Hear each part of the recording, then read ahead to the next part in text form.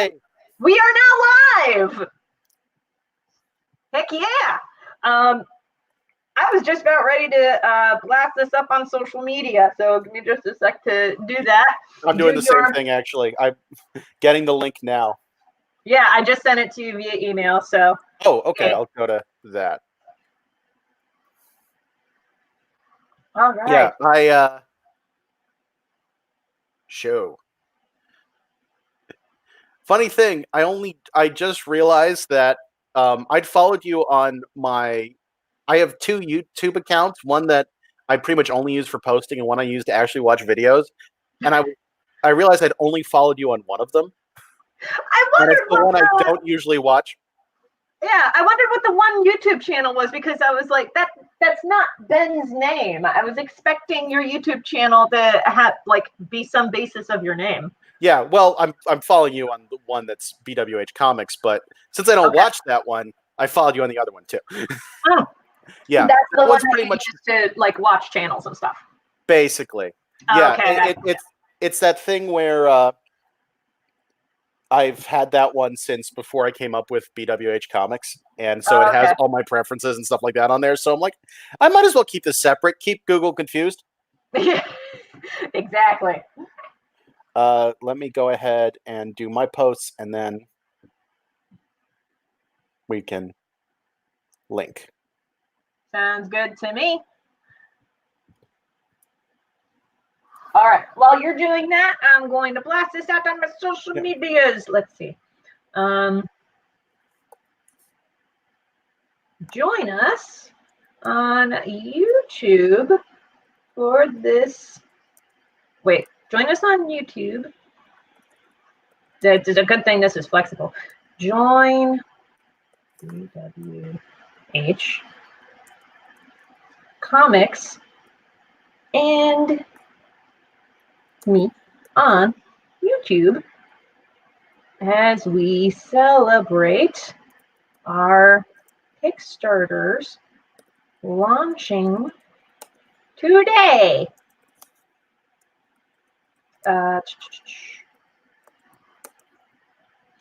More info at youtube.com/users/Carmen Wiley D. I came up with that username way back when.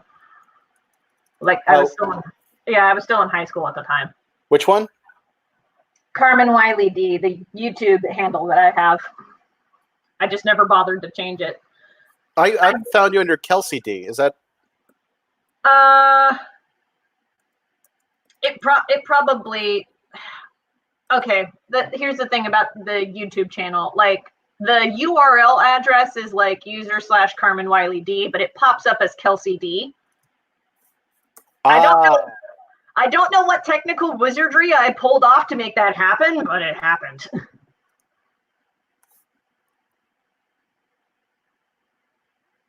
YouTube live stream. Actually, you know what? It would be easier if I made a tiny URL version of this.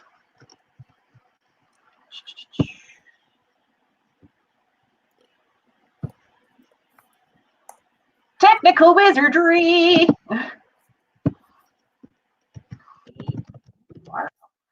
And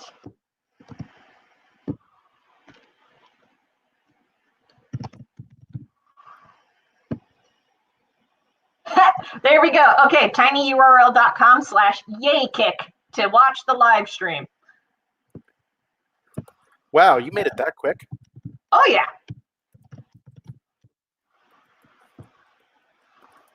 It's one of my superpowers.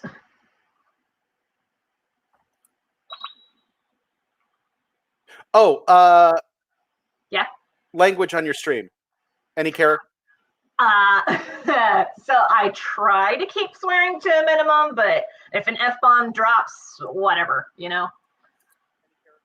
I'm not too particularly picky about trying to make the YouTube channel child friendly. I'm aware of some legislation that passed recently. Yeah. Yeah, but whatever. For me, I'm not using YouTube as a means to monetize. Like, I'm not looking to make money off of this channel. I get that. Although the thing is, if you're not the way it works right now with Kappa is you're it's kind of backwards from what you think. If your stuff is not child friendly, you can be monetized, as far as I understand. It's like, well, the thing. Well, that's right, because they're trying to not make money off of legal minors. Yeah, it's reducing the advertising that minors could be exposed to. Yes, that too. That's the idea behind it. So like people like you and me, it's probably not going to affect that much. But I also tend to keep my stream pretty clean. That's why I decided to check. I shoot for PG-13 basically. Okay. And publish now. YouTube, live stream, Kickstarter, artists on Instagram, artists on YouTube. You're doing the same thing I am. Oh yeah, coming up with hashtags. Yeah, I just technically we're in a launch party today. Launch party? That's a actual hashtag? That is an actual hashtag, launch party. I am going to use it. Hold on. Why did it?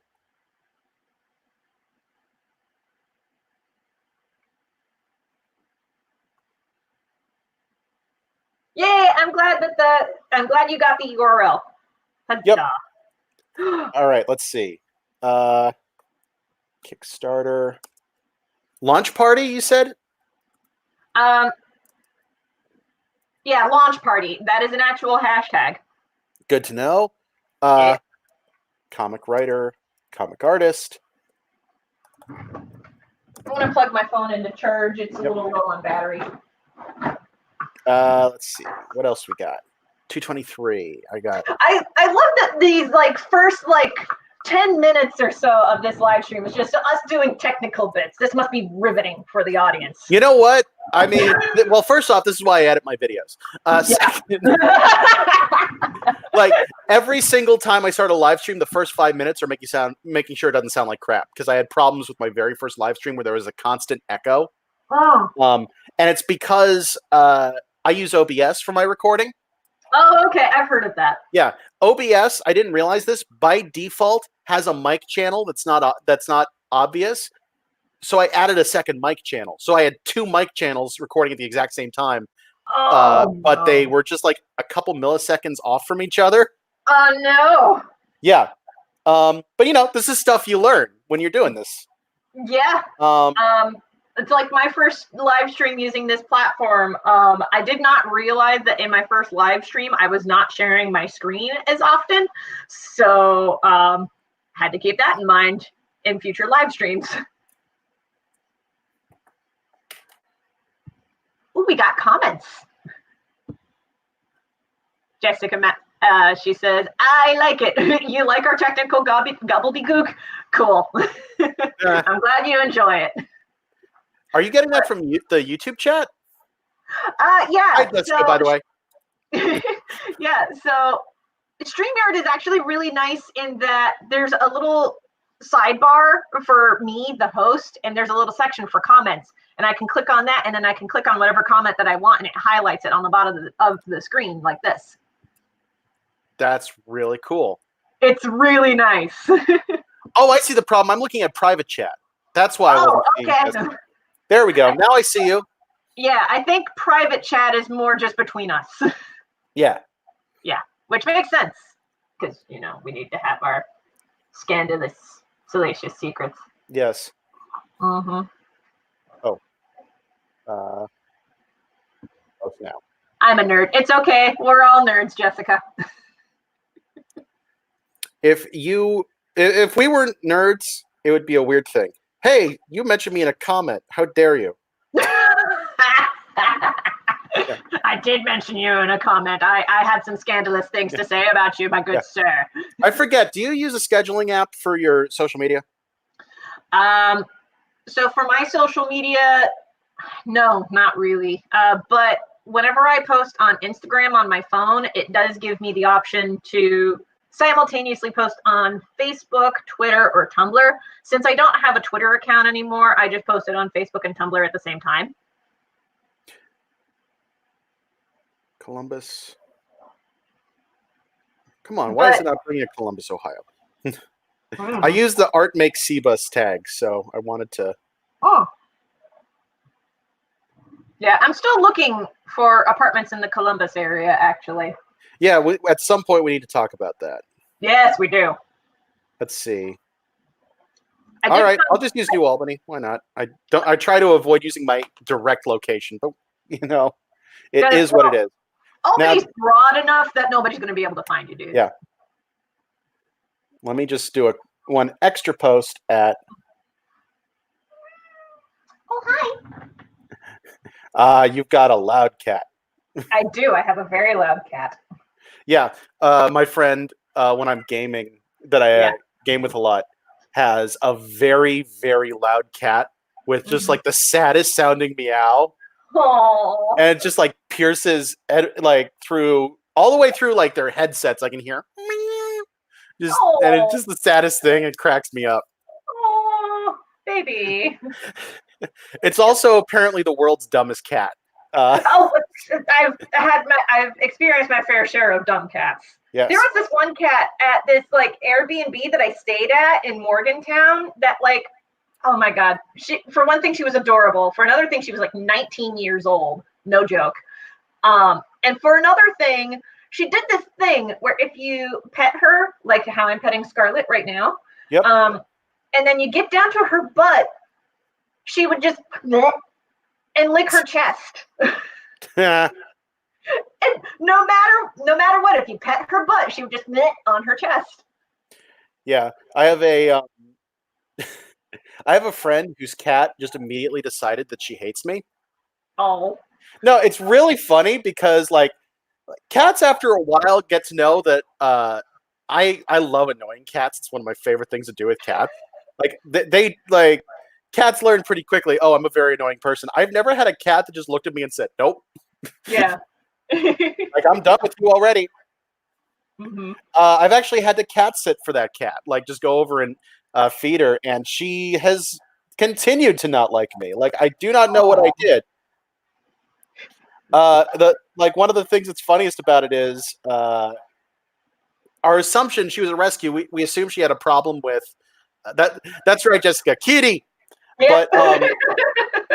But we assumed that it was just that she didn't like men. But this friend has had other men over, and she seems to like them fine. So it's just me.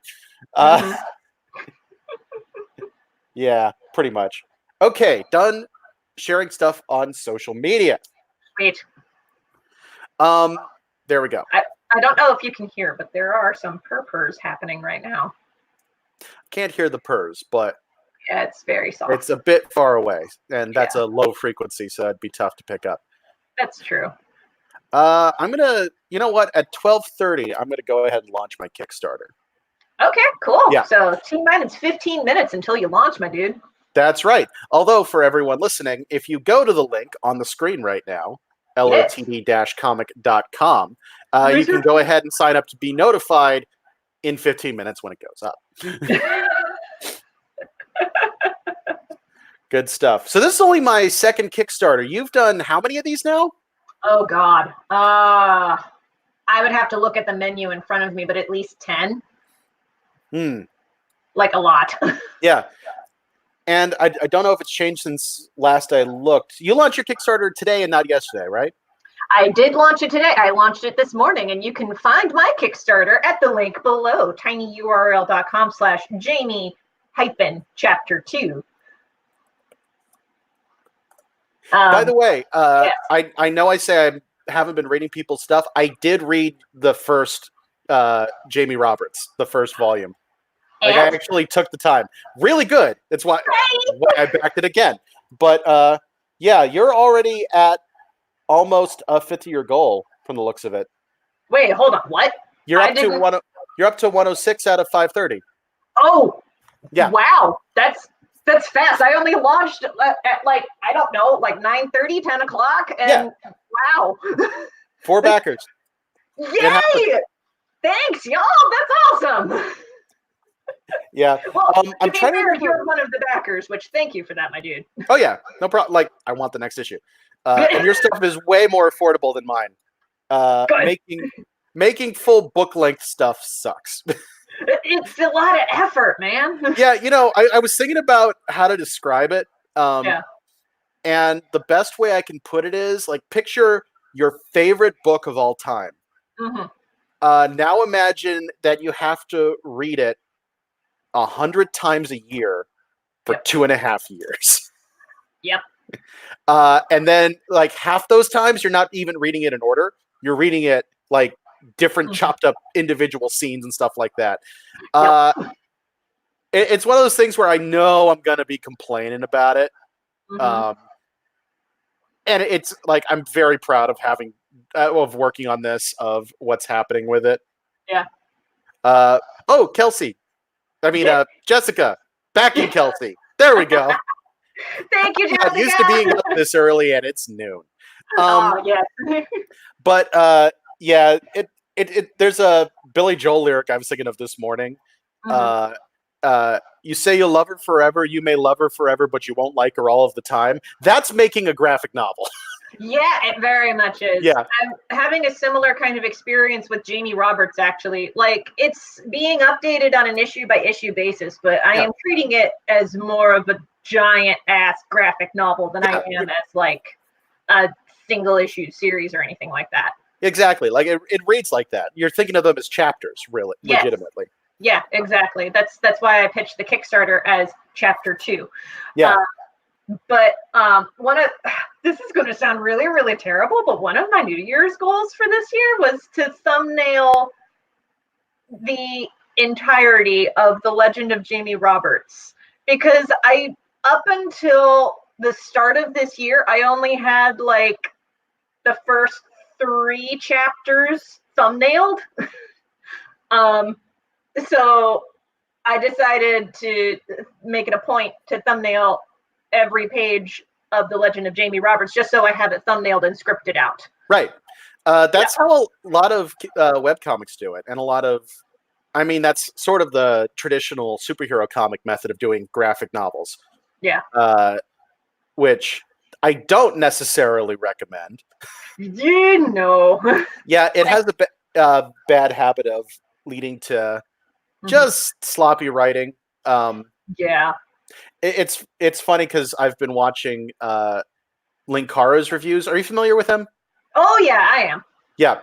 I used to watch him back when he was on Channel Awesome, and then when Channel Awesome was doing the switch over to YouTube and like all the videos were missing, I kind of stopped, and now I'm catching back up.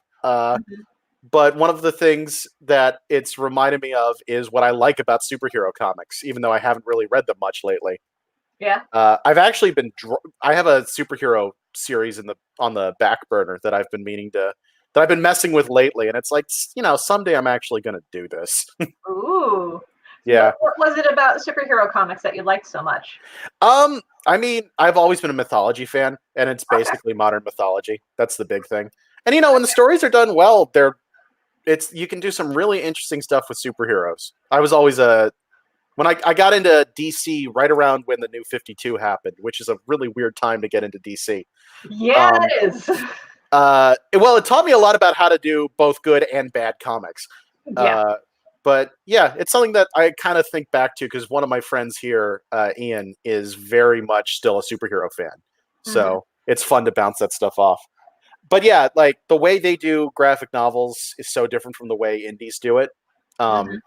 Because, well, they basically just have, instead of doing tight issue writing, they have like these stories that they're putting up 6 months at a time just so they can pad it out so they can make more graphic novels. And they call them graphic novels. They're really just trade. No, they're trade paperbacks. Exactly. I'm saying this as a former librarian and as somebody who loves books. They are trade paperbacks. They are not graphic novels. They only call them graphic novels because that is more marketable than trade paperback. Hey, I'd actually, something I just thought of, since you've done library stuff, you're probably more familiar with book advertising and stuff like that. Relatively more familiar, but I'm not sure that my library experience would have covered that, but Maybe not. Leading to. Here's my question. Do you think it's better to refer to my book as The Letters of the Devil 2 or as The Legacy of L? Do you know what I mean? Like, because I kind of came from a lot of this from movies where a sequel is clearly made a sequel. And I was looking at books and I realized that's not the case a lot of the times. Library specifically made me think of this because I realized that they were putting a bunch of book series out of order because it wasn't obvious they were series. Right, yeah. That drove me crazy. Oh, yeah. The kind of... Okay, here's the thing from a librarian's standpoint is that the librarian's standpoint is they have to alphabetize the books by title. Well, they alphabetize it by section, author, title. So if you usually with that kind of a logic, if you want it to be obvious that a book is a sequel, you have the original title colon the sequel title. At least if you're looking at like traditional prose novels or things like that. Although fantasy novels and sci-fi novels are an interesting exception because what they'll do is they'll have the title of the book and then like as a subtitle, it'll say like book 2 of the something something saga or book 3 of the something something series. Yeah. I was looking at Brandon Sanderson when I noticed this. So, yeah. The funny thing with that is, like, I was looking through all his books, and I'm like, okay, I get why this is confusing. I actually wrote up a list of that and the Louise Penny books, both of which I noticed were out of order. I wrote the chronological order, and I went up to the librarian and was like, hey, I noticed this. Here's the list if you guys end up wanting to do that. And they were just like, and they were nice about it, but I kind of got the vibe of, yeah, it's never going to happen, but thank you. No, realistically, it's not going to happen. Yeah. Not because they don't want to put it in order, but because there's going to keeping be it in order. Rocker moms who look at the shelves and they're like, "Why isn't this in alphabetical order?" And then they'll fix it. My dad, like back when I lived in back home with them, I'd set up a bookshelf with a bunch of my stuff. And he started reorganizing it because he thought I just had it disordered. Because maybe you have, like, I'm a very disorganized person.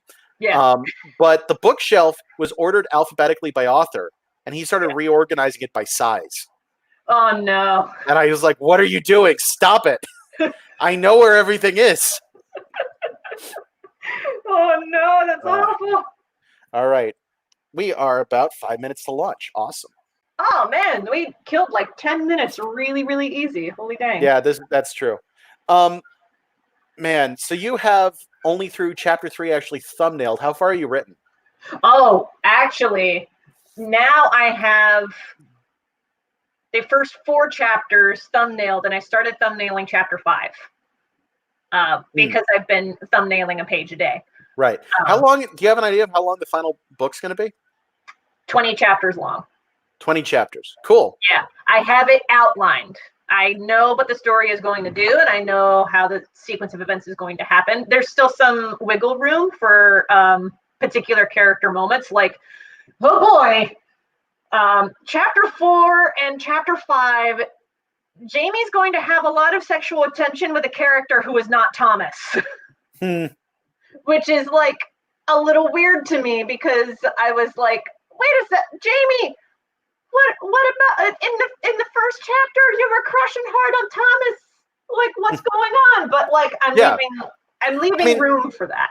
You ran into the curse where you set up will they won't they in the first chapter. So now it's you either have to have it happen early, which means it's probably going to end so you can maintain drama, or you're gonna have it happen really late, in which case you're just, blue balling everybody. And that's fine. You're a writer. That's your job. We'll see. Because, like, in the original conceit of the plot, because I've plotted this thing so many times. I've been working on this thing off and on for like 13 years. But but like in one iteration of the story, Jamie and Thomas do get together like midway through the story. Yeah. And Whatever. Yeah, spoiler. Well, a spoiler for that particular rendition. Mm. Now with this one, because I've left the outline relatively open-ended, I'm leaving that up to like the characters to decide. Yeah. Yeah. One of the things with I don't know that I haven't messed that much with romance in my stuff. This book is the first one that has that really has characters in relationships that you see. Ooh. And it's the writing any kind of romance is so much out of my comfort zone that it's a great place to work as a writer. Yeah. But yeah, this current book has two major relationships. One you kind of see in the past tense Mm-hmm. because this isn't really a spoiler because it's in the prologue pages that are already up on my website. Right. But it's basically it's one of the people in it has committed suicide, and you're kind of seeing how that affects their partner. Mm-hmm. That's interesting. Yeah, it gets it gets a little crazy. It's one of those things where I think I did it pretty well, but I've been looking at it for so long that I'm like, I see every problem with this now. Honestly, I know. It was that relationship that put the book as far back deadline wise as it ended up. I was originally planning to have it done like 8 months ago, and I had to stop because I had to start rewriting this scene because I looked at it. I'm like, this relationship sucks. I did it way too two-dimensional. It's like it's not doesn't feel right. It was also okay. Confession time. It's a queer relationship. Okay. And I had one of the members of the queer relationship committing suicide potentially over thinking they were about to be outed to their family and stuff like that. And I was like, this is a trope. Yeah. Like, you know what I mean? Yeah. Like I was using that trope and I was using it badly. And I had gotten really far into it without wanting to admit that to myself. Yeah. And so I went back, I fleshed out the relationship and I made it so that their family was completely cool with it. Like that's a complete non-issue that doesn't even come up. Good. Yeah. And I think there are other things I did with it, but I think I dodged that particular bullet. But yeah, let that be a lesson to all writers. If you think you screw up, fix it. Yeah. Don't be afraid to fix your mistakes. Like I heard this anecdote once about how Charles Dickens wrote a book.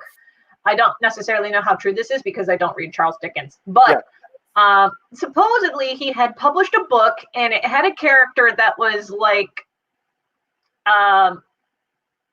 who was a little person, and a lot of the treatment of this little person was very negative, and Charles Dickens was friends with a little person who read this book and went, hey, maybe you should fix this and address this. And then he was like, oh, okay. And he went back and he fixed that part of the book. And then in later editions, it got fixed. Yeah. By the way, just looking at time, it is officially 12:30. Woohoo! I'm going to click the button. Actually, let me live stream this. Yes, click the button. Click the button. Oh, hold on. You got to share your screen, dude. I'm doing it. Okay. I'm sharing the screen. Okay, share your screen.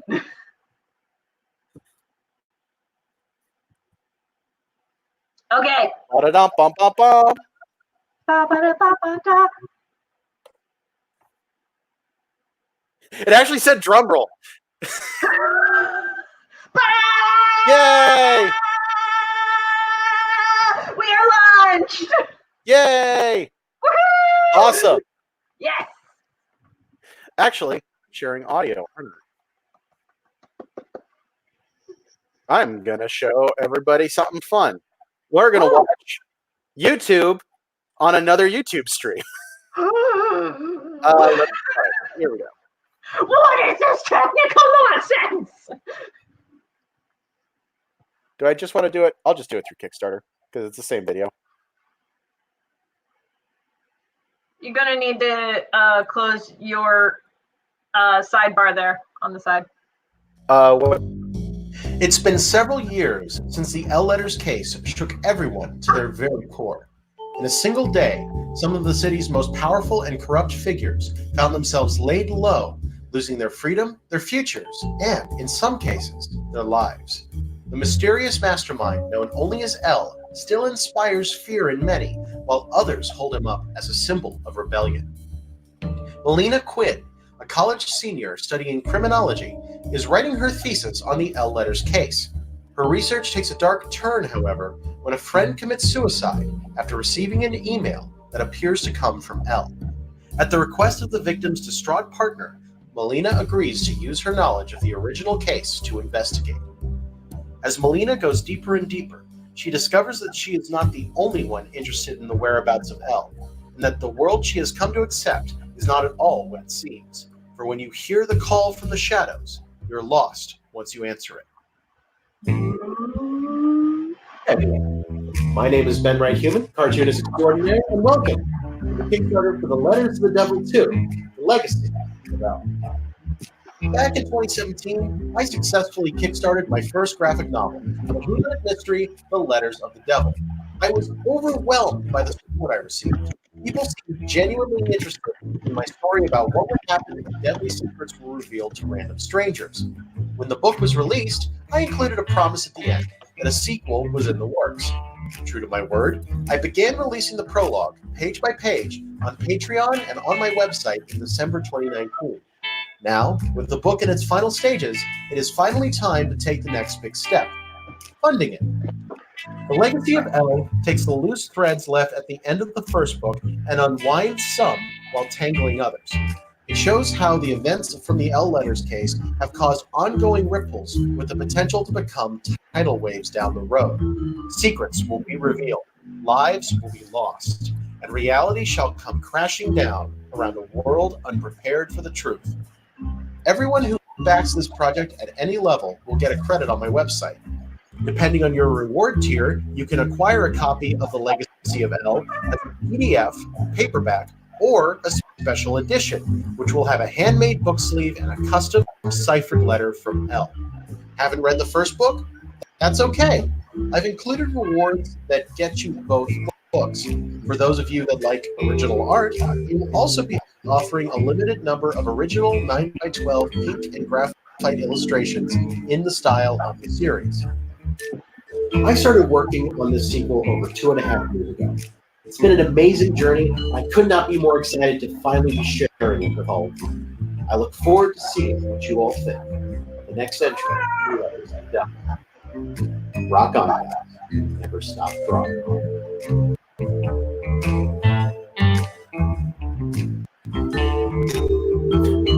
That missing quotation mark will haunt me. I didn't catch it till this morning. It's totally okay, my dude. The point still came across. For anyone curious, the normal video is not that choppy. That's awesome. That turned out really good. Thank you. So I would like to apologize, though, because Scarlett did meow a couple of times and interrupted the video. That is perfectly fine. Like, if people want to actually see that, you can go to the Kickstarter page. It's there. And it is also on my YouTube channel, BWH Comics. I'll go ahead and add that. Yeah, actually, is there an easy link for that? Because you can't just do youtube.com/BWH Comics. I never know how to do that. I think it's youtube.com/users/BWH Comics, but I don't. I'm checking it right now. Okay. That channel does not exist. Nope. Well, okay. Here we go. Technical issues, part 2, Electric Boogaloo. That's right. Here, I'll send you the thing in an email. Oh, you know what? I can make a tiny URL out of that. Oh, well, yeah, that'll be great. Where's my email? But yeah, for me, I think it might be because I'm not monetized or not big enough for any of that. So it's just a series of characters. Yeah, I mean, I'm not monetized either, but like, I don't know. My YouTube channel is very, very weird. But so the best way for people to find your Kickstarter would be through this link up here on the screen, lotdcomic.com. I'm assuming you're correct. I tabbed out of the thing. There we go. Yep, that's it. Okay, cool. Yep.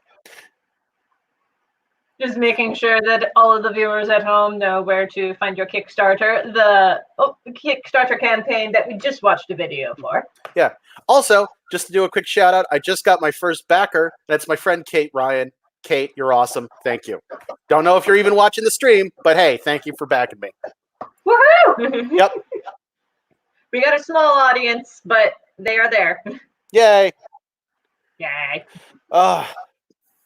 Well, now I'm going to be stressing for the next 30 days, but at least I'm not stressing about finishing the art because I finished it yesterday.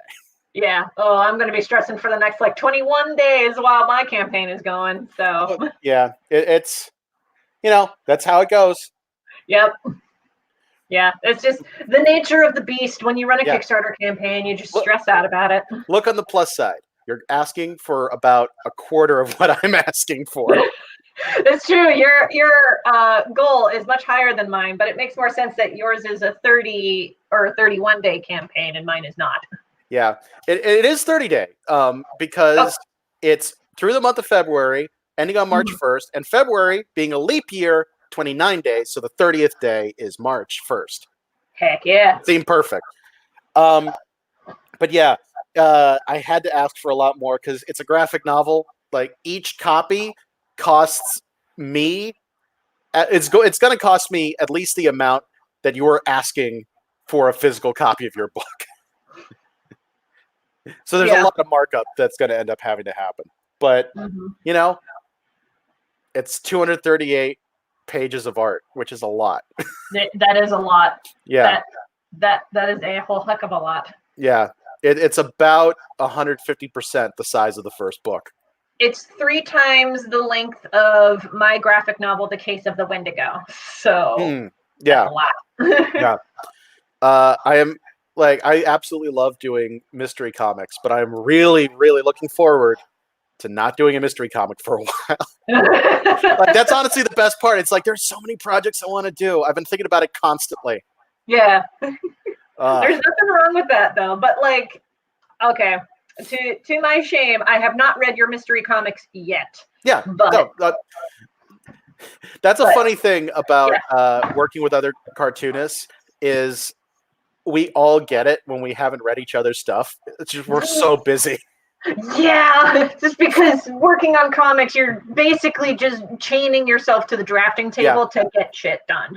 Yeah, I mean, the fact that I did read the first Legend of Jamie Roberts is just it's because we work together as much as we do. It's I need to be familiar with your stuff. But it took me way longer than it should have to get to that point. But you still got to it, which is a huge first step. By the way, I don't know if you've ever tried this, and I don't honestly know if it helped me much the first time, but something kind of cool that I did last time, and when the live stream started, this is what I was working on. I'm going to share screen again. Oh, okay. Technical wizardry. So this is for my first book. It is a tear sheet flyer for the Kickstarter with a QR code. Oh shit! That reminds me. I need to format a flyer to send to this comic shop that I reached out to, based in Maryland.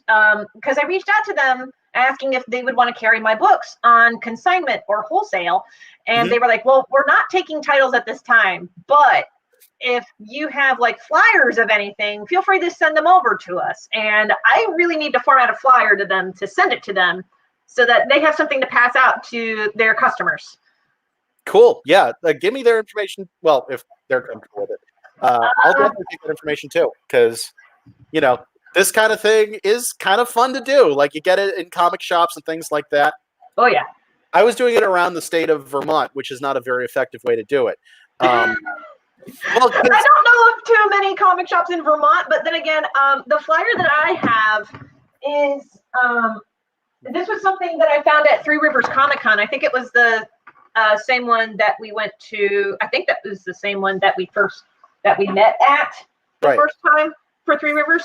But it's this flyer thing, and I have a whole bunch of names crossed out because I've already reached out to those. I've used that. I went through the entire list. I have this awful Google Contacts page set up with all of them. No, it's not good. It doesn't work.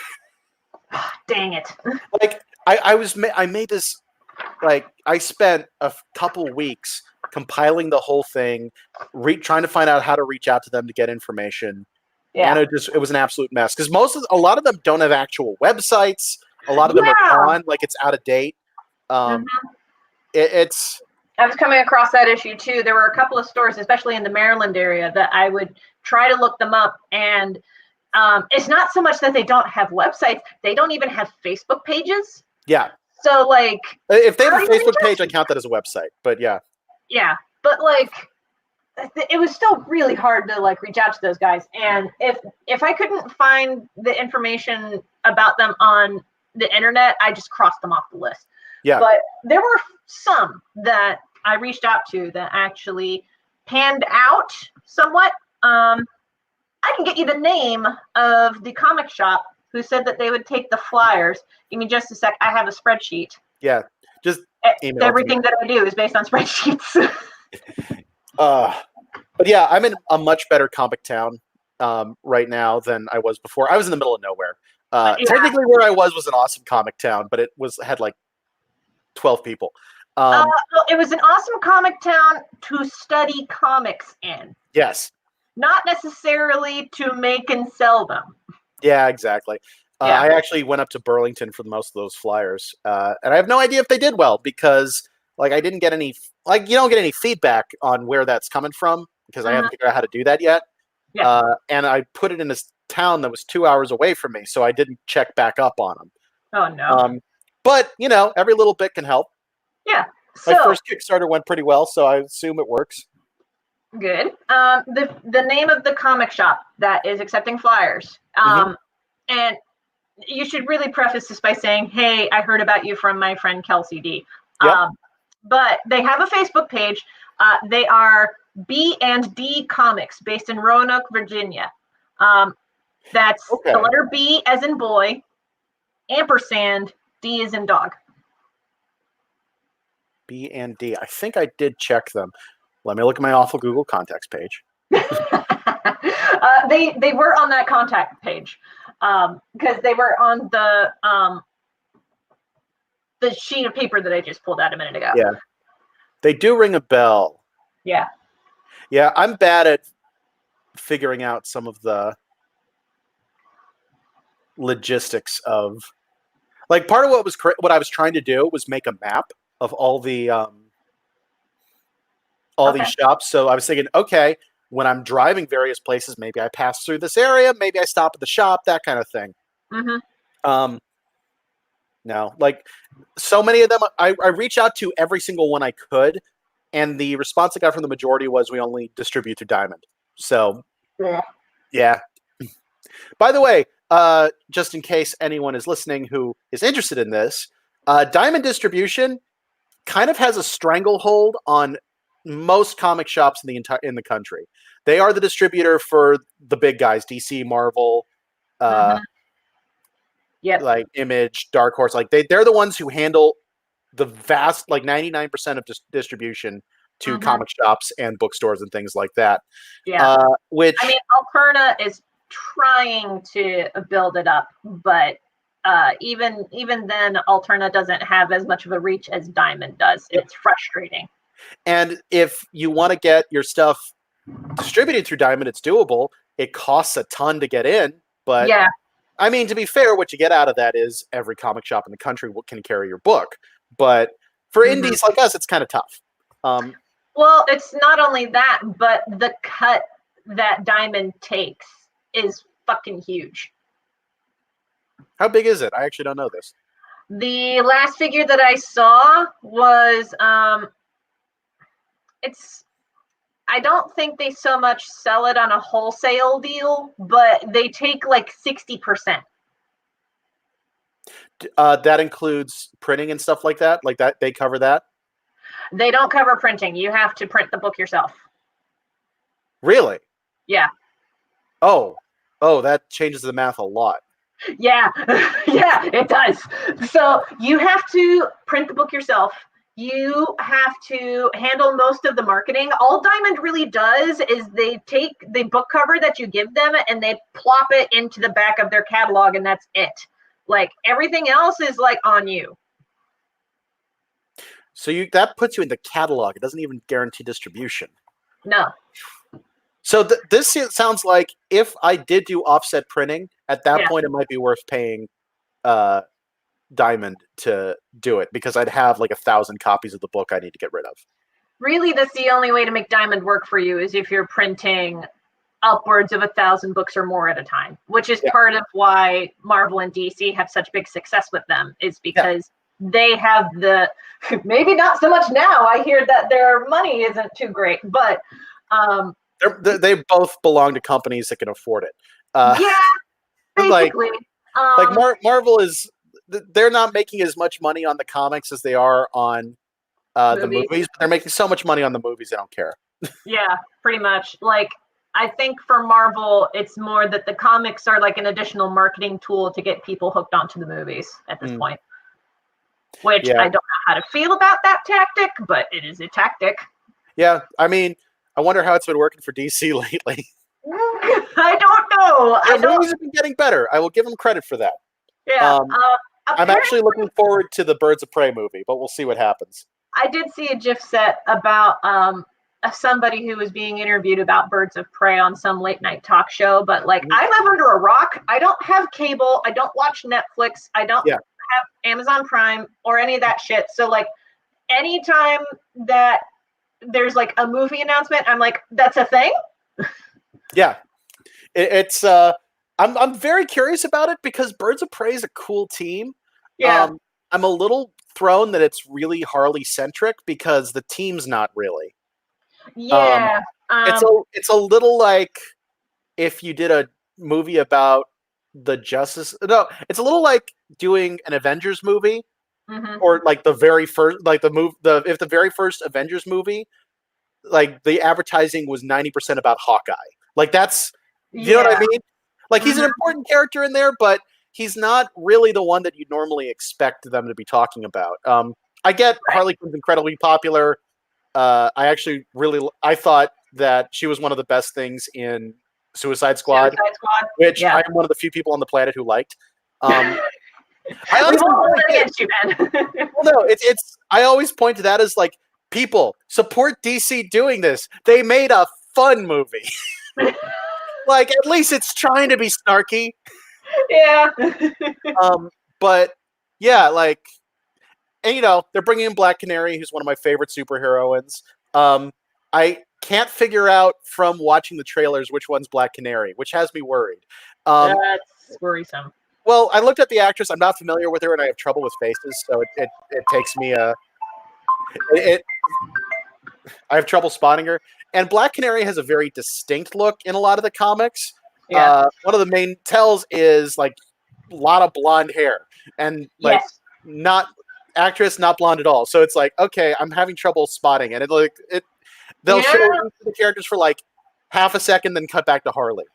But that's trailers, so that's so weird that they would cast somebody and the actress not have blonde hair. Like I was about to say not cast a blonde actress, but like as an actor, you can dye your hair however the fuck you want because whatever the role dictates. Throw out there, Jessica, thank you for the backing. That's awesome. Woohoo! Oh my God, Jessica, the MVP of the day. That is correct. Yes. Oh my gosh. Yeah. This is amazing. Oh, feels good. Feels good, man. But yeah, and with Black Canary in particular, there's actually history for her using a blonde wig as part of her costume. Like for a decent portion of her history, she was a brunette with a pixie cut, but she like part of her costume was wearing a wig, which I think is kind of brilliant because that's half of how you identify people is what color was their hair. Yeah. But yeah, Rosie Perez is going to be Renee Montoya, which is kind of cool. Ooh. Interesting. Yeah, I like that she's going to be part of the Birds of Prey because, as far as I know, they don't have her as a superhero yet. She's just going to be a cop who's helping them. Well, sure. Yeah. Renee Montoya has kind of an interesting history. Do you know this character at all? Nope. I know nothing of the DC universe. Yeah. She's a Gotham cop, so she was one of the recurring minor characters in the Batman universe. Mhm. She was actually a very well-written gay character. Really? It's one of those things that, comics often do very badly. Yeah.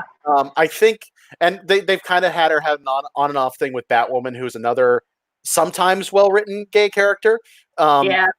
But at a certain point, she does become a superhero. She takes over the role of the Question, who is one of the weirdest characters not one of the weirdest characters in DC. There are some weird characters, but definitely on the weird side. There are some very weird characters. If the Linkara videos are any indication, there are some weird characters in the DC universe. There's weird characters in comics in general, and that's why that stuff gets fun. Honestly, that's the best trick for superhero stuff. Like, the dark stuff can be fun, but you really want to have the silly stuff. Yeah.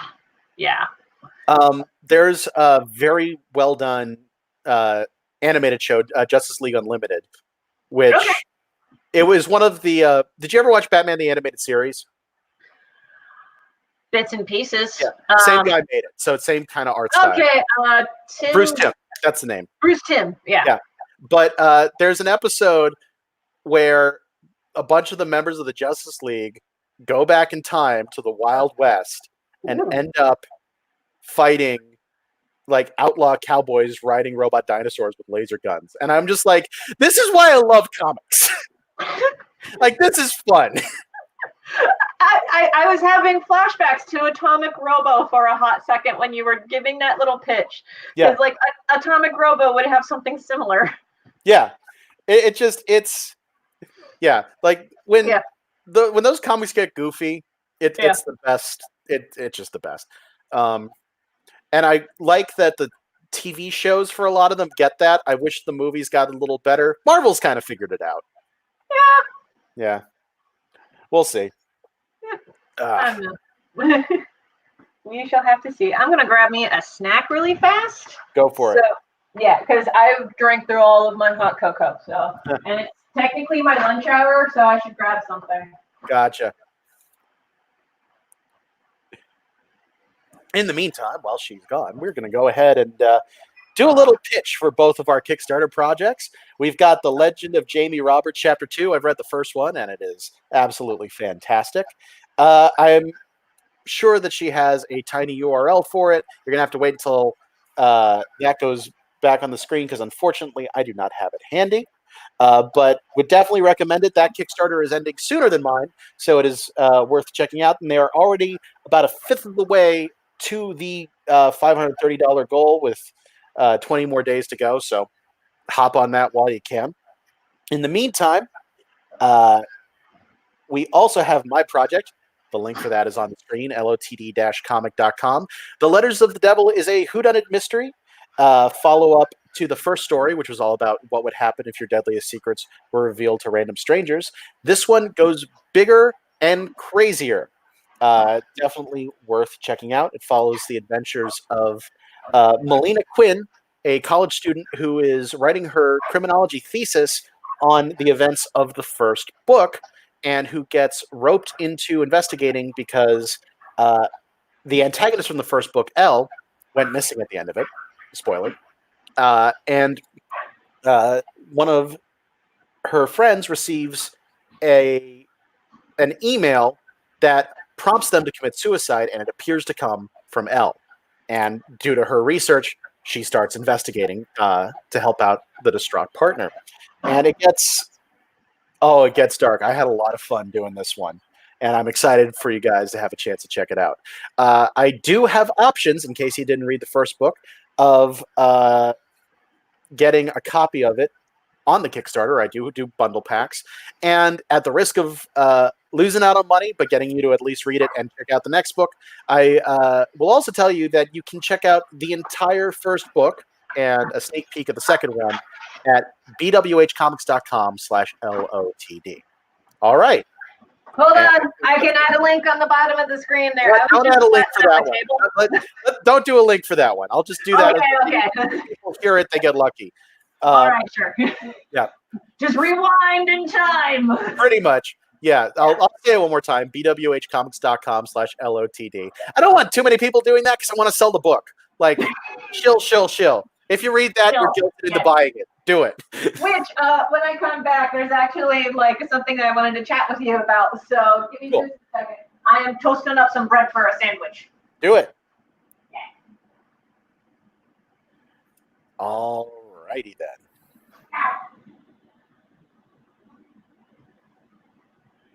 This is why you eat before you get on the stream. Sass. I'll probably duck out to get something to drink at some point.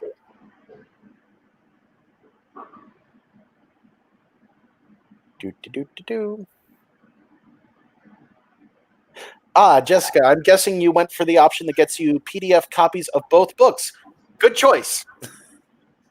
The PDF. It's funny because the nice thing about the PDFs is there's basically no production cost for making those. So it is like 100% of that money goes to me, which is nice to me. That sounds so greedy. I'm more mean that, I'm self-publishing it. So yeah, I get to pay myself. But yeah, it's the nice thing about those. When I do a lot of the reward calculations, I do it under the worst case scenario, like what's going to have the highest production cost, and with the what's going to be what would get me to my goal, and would end up costing the most, and that's how I end up figuring out how much money I need to make. And every time someone does get one of the options other than that, which so far 2 people have done, including you, Jessica, it really helps my numbers. It really helps me. It means that I end up getting to keep a little bit more of the money, which is nice because I worked in this for 2.5 years without getting paid for it. Comics are fun. Let's see. What else? We don't have a link up for it, but if you search for BWH Comics on YouTube, you can find my channel where I occasionally do art live streams of my other webcomic, a comedy weeb comic called Cospain, which is all about cosplay and convention craziness. If you want to check that out, you can go to www.cospaincomik.com. Again, that is www.cospaincomik.com. I do a strip a week, which is awesome. Get a lot of good feedback on that. Always appreciate that. And my patrons get those strips a week in advance. If you'd like to become a patron, you can go to patreon.com/BWHcomics. Kelsey, what's your Patreon? My Patreon, you can find me at patreon.com/Kelsey D. Crawford. So that's capital K ELCI, capital D, capital C RAWFORD. Oh, nice. So I heard you talking a little bit more about your story whilst I was away. Yeah, well, it was that or check my phone, and I figured this would be more interesting. Yeah, you are correct there. But the funny thing is, I realized this when I was getting some lunch ready. You and I are crowdfunding for sequels. This is true. Yes, because or at least sequels to previous Kickstarters. Yeah. Because mine is Chapter 2. Yours is a sequel to a graphic novel that you've done. Yeah, sort of Chapter 2. Like if I wanted to go with like the modern sequel, movie sequel setup, where it's not the next, it's not a second book, it's the next chapter. Mm-hmm. Yeah. Sequels are interesting. With writing traditional books, very often. Thank you, Jessica. We love your support. Yes. But with traditional books, it's very common that someone's second book comes out first. Do you know about this? Say that again? When an author gets picked up by a publisher, like we're self-published, so like the math's different. But with a traditional publisher, very often the second book is what gets released first. And And the reason is because the first book you write, there are often a lot of problems with it because you're learning what you're doing. And the second book often is a lot stronger, so that's what they lead off with. It's why second books are often not as good as the first one. Because they'll write it and then they'll be told, yeah, we're releasing this one first, and the second one you can release later. Yeah. So working with sequels is interesting. Yeah, it is. Well, working with Jamie Roberts in particular has been interesting because up to this point, I've mostly been working in like self-contained-ish stories with the exception of validation. But even then, validation can have its moments where it's like episodic. Because Johnson and Sir was excuse me. Tickle. But Johnson and Sir was episodic mostly. Charlie and Clow, you can read the books in that series as standalone stories. They do happen in an order, but you don't have to read one book in order to understand the sequences of another one. Right. And Thoughtful Dinosaur is a self-contained story in and of itself. So really, Jamie Roberts, or The Legend of Jamie Roberts, which you can find the Kickstarter for at the link below. But it's self-plug. But working with sequels has been interesting in that regard because I'm so used to working with standalone stories, but I'm trying to treat The Legend of Jamie Roberts as a whole, the entire 20-chapter epic, as a standalone story. Yeah. And I'm just releasing installments of it, as it were.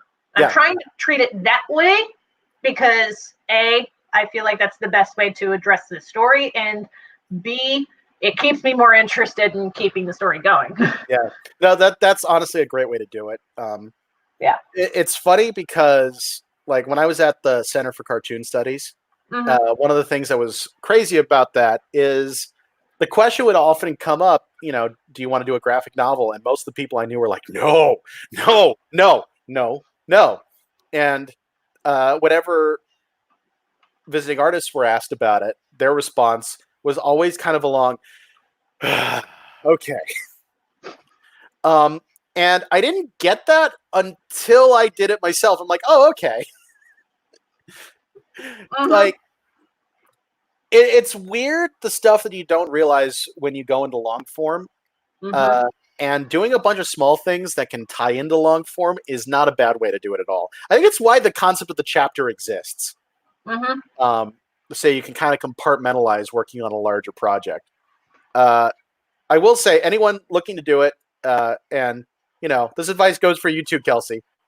Make sure you're doing, like, you're not focusing entirely on one project. Like, you want to balance it, but like, what really ended up helping me with this book, like, I have 2 running projects going at the same time. This and my webcomic. I get that. It got so much easier for me when I figured out to alternate them.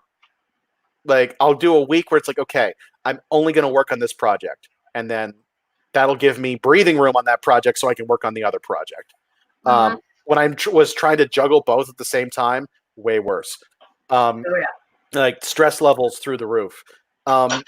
And since you currently have one ongoing project, right? This is your only big thing? Jamie Roberts is my current thing because validation is on hiatus at the moment. Okay. We're going to be coming back online in April of this year. Okay, so you're going to be doing the same thing, basically. If you do get the chance... I'm technically doing the same thing right now because I've got commission work going on right now, but... Yeah. I've basically put all that on hold while I was finishing this book because it was taking too much energy. But, I'm really looking forward to doing short stuff for a little bit. Like, that's what I really want to do. Yeah. After I finished the first book, it was kind of funny because I put out a horror comic called The Man in Green after that. And it felt so good to do a horror comic because it's like, I don't have to think about this as much. Yeah. Funny thing about that, too, is I was working on that while I was a super senior at CCS because I stayed in Vermont a year after I graduated and kept using their facilities. But I was working on that comic there, and someone looked at it and they said, wow, like no offense, but like this looks so much better than the art in your graphic novel. I'm like, yeah, it's because I had to draw the same way for that entire book for like 2.5 years. Yep. That's such a problem. Like it's so hard to be like consistent for that long in one style. Oh yeah. Yeah, and I get that. it's funny because I read the prologue and the first chapter of that book, and it does look different from the rest of it because there was kind of a hiccup there, Mhm. and it's something I'm trying to have not happen in this one. But it's crazy how much your work looks like it jumps ahead after you finish a long book because it's like I had to draw in a consistent way, but I'm better than that now because I've been drawing for 2.5 years. Yep. It's like, oh my God. I've been going through a lot of my old sketchbooks and art because I'm decluttering right now. Yeah. Or I will be decluttering more intensely tomorrow because I need to declutter before I pack up my shit to move. But Right. I've been looking at a lot of my old art and I'm just like, oh my God, I am so glad that I've improved. Yeah. Because like looking at, especially because right now, Chris and I are getting the print versions of the validation strips all together in one file so that we can format them into a book later this year. Right. And I'm just looking at like the first like 20 or so, or the first like 50 or so comic strips from validation. And I'm like, oh God, my art looks awful. Yeah. Honestly, like that always makes me feel better. Do you ever read questionable content? I tried getting into it. I know that when it first started, its art looks vastly different Like from what the art is now. that's one of the things that I occasionally will go to when I want to remind myself that, everyone starts somewhere. Oh yeah. Because, I mean, this is a common thing you'll hear artists talk about. We're so critical of our art constantly. Yeah. Every artist thinks their art sucks. Like, everyone. Yeah. And it was... But yeah, I will go to their first page and look at it just to remind myself, oh yeah, this is how this guy used to draw. By the way, full respect to Jeff Jocks. Like, I have gotten way behind on questionable content. I basically stopped reading webcomics when I started working on this because I didn't have time. Right. But Jeff Jocks, back when I was reading webcomics, I looked forward to questionable content more than any other because out of like 3 strips a week, at least one would make me laugh out loud. That is so hard to do in comedy. It is. Like that alone puts it at least in the funniest webcomics, in my opinion. Like if you're able to do that, and as someone who does a comedy webcomic, I have extra respect for it because there's a reason I'm only doing 1 strip a week right now. Although I kind of want to get up to 2 this year. Like I keep saying I want to do that, but I think it's going to happen. That's exciting. Yep. I got a new workflow for Cost Pain that allows me to do multiple strips a lot faster. I was doing 4 strips over 2 days. Oh. Yeah. So as long as the writing can keep up, that'll help me out a lot. Yeah, it's good stuff. No, it's all good. Man, this is a cool way to do this type of live stream, by the way. Like, I've only done art live streams, and it's so much easier to talk when you're not drawing. Yeah, it really is. Yeah, and we get to talk about, the nuts and bolts that a lot of people don't get to see with artists, which is nice. Oh, yeah. That's one of my favorite things about live streams, especially whenever you have a guest on, is that you can talk about the nuts and bolts, and people are like, this is a thing you have to contend with? What? Yeah, no, it's crazy. Man, I actually... I was just thinking about this. I recently got to do a live draw panel at MagFest, actually. It happened last minute. They were like, hey, you want to do a panel? I'm like, yes. That's awesome, though. Yeah, but it basically went like my live streams, except there were, a few people there, and I had a guest with me. It was my friend Trixie, who you met. Oh, yes, I've met Trixie. Yeah, and it was just like, it's great because like she and I have great banter anyway, and she's very much a showman, so it's very helpful. You get that kind of thing. Mhm. But we ended up going for 90 minutes working on a. Thank you, Jessica. Just, like, I'd work on a strip. We'd talk about cosplay and conventions and stuff like that.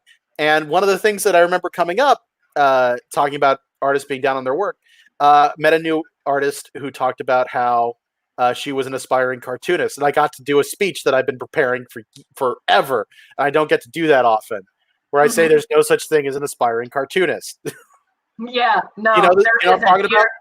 You're either drawing or you're not drawing. There Yeah. is no aspiring. You're either doing it or you're not doing it. Exactly. Do or do not. There is no try. Yes. Like, if you want to be a cartoonist, all you got to do, make comics. Yeah. Like that. That's one of the tough parts. I know so many people who are perfectionists who are like, okay, I'm preparing, I'm getting the stuff ready, and then I'm going to make my masterpiece. It's like, don't start making your masterpiece. Start just making stuff. That is something that, like, okay. My sister Kia and I have collaborated on comics before, and this is something that Kia is contending with her most recent collaborator, Ike. Mm-hmm. Like, Ike, if you're watching this, like, grace bless you, but stop. Like, I know that you're really attached to this particular story that you're working on, dude, but it is not going to be your opus. Yeah. It's one of the things that the most useful advice I ever got on comics actually came from my mom. Back before I took the plunge and went to school for this stuff. Like, I've been working on ideas, like, I'm doing all this prep, and my mom said, Ben, stop being such a damn perfectionist and just do it. Yeah. And she was right. Like, yeah. Perfectionism, I get it. It's a natural instinct. You want your work to be as good as possible. Mm-hmm. It's better for it to be decent and actually made than never made at all. And that's what's going to happen if you're too perfectionist about it. It's going back and fixing stuff, like we talked about when I was talking about that writing issue. Mm-hmm. That's something that I tend to avoid. Once something's published, I kind of consider it done.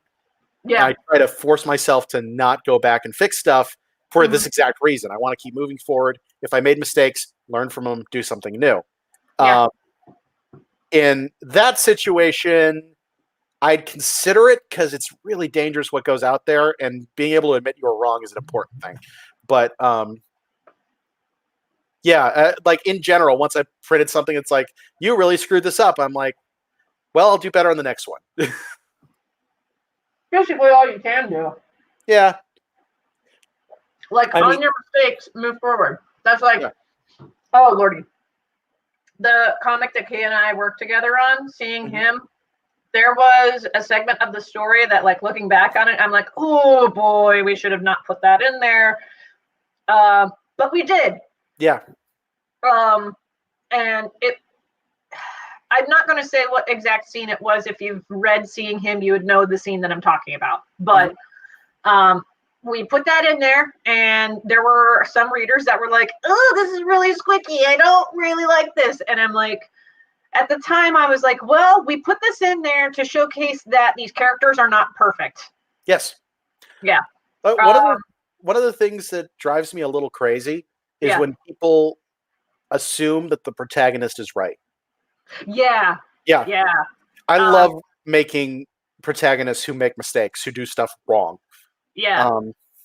I'm interested to see what the reader reaction is going to be in Chapter 3 of Jamie Roberts, with one scene in particular. I don't want to go into too much detail about what the scene entails. Yeah. But when I looked at the thumbnailed script for it, I looked at it and I went, there are going to be some people who are going to read this as colonialist. But I'm going to leave that in there because, like, ultimately, in the end, it does not pan out that way. Mm-hmm. Once we get to, like, the chapters in which the scene refers to, it pans out to the benefit of everybody except for Jamie and their two friends. Right. Because the scene is basically like Jamie and friends really want to get this specific kind of treasure, but it turns out if they took that treasure with them, there would be more danger involved than if they just let it be. And they have to come to grips with, well, fuck, we can't have everything that we want. So that, which can be kind of hard for them because they're pirates. They're used to, and I had that kind of like thought about, there are going to be some people who are going to read this as colonialist, because I saw Lindsay Ellis's latest video about the Phantom fandom, and it talks a lot about colonialism, the exoticizing of the Middle East, and a few other topics that were relevant to the video topic.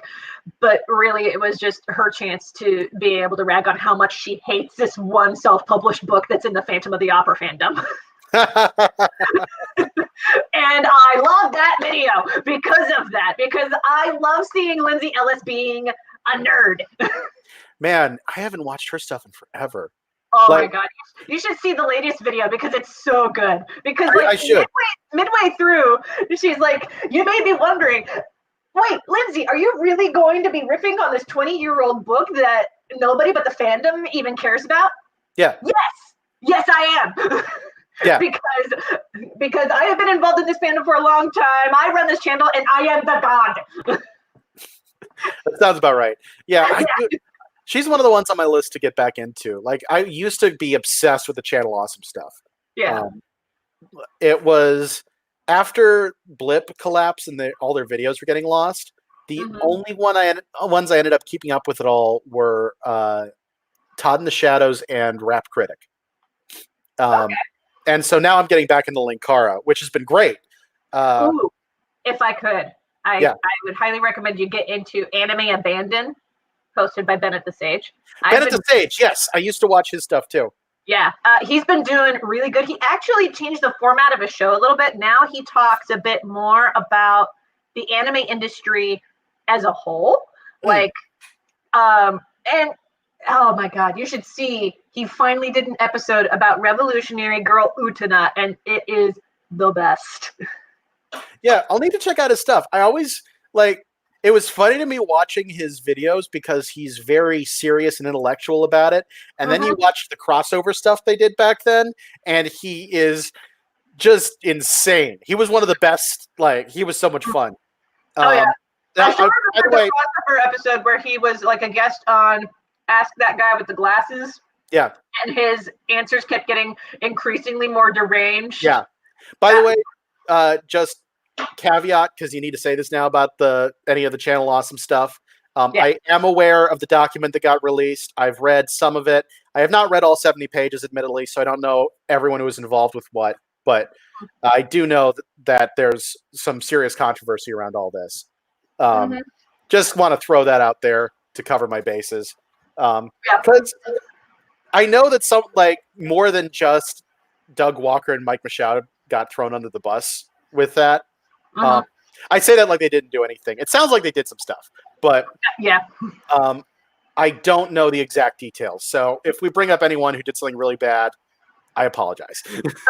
Quentin Reviews actually did a very good video talking about Channel Awesome and the entire drama that happened. So if there are any viewers out there who have no idea what the heck happened with Channel Awesome, look up the video by Quentin Reviews about Channel Awesome, and he did his research, and he can showcase the entirety of the entire story. It's like a half an hour-ish long, but there's mentions of things that are in that document that we talked about.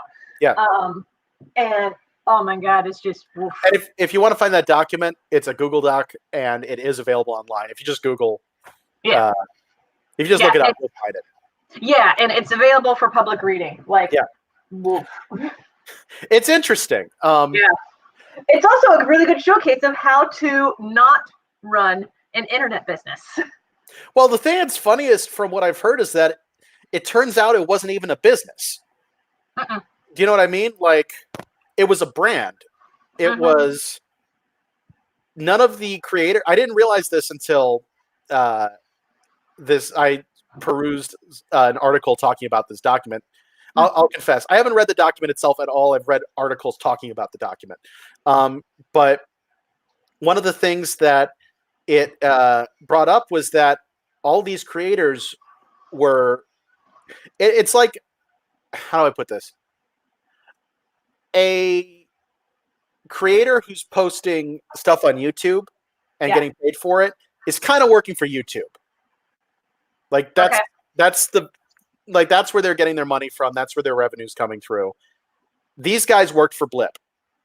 They were not getting paid at all by Channel Awesome. It was completely through Blip. There was just a network that they thought was their boss and technically wasn't. The crossovers, they were led to believe they were contractually obligated to do for free. The work conditions were really bad. Like there's one where they did a lot of work in the desert and there wasn't water available. There was like a couple medical emergencies and results. Like it was a mess. Like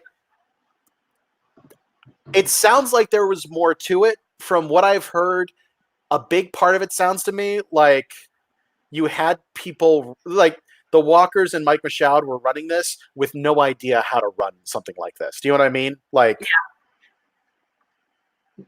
it's like for our stuff, it'd be someone setting up a brand new con, having never actually run a con before or worked with a con before, and having no idea what to do. So DashCon. Like, of course, we have examples of cons that did this. Yep.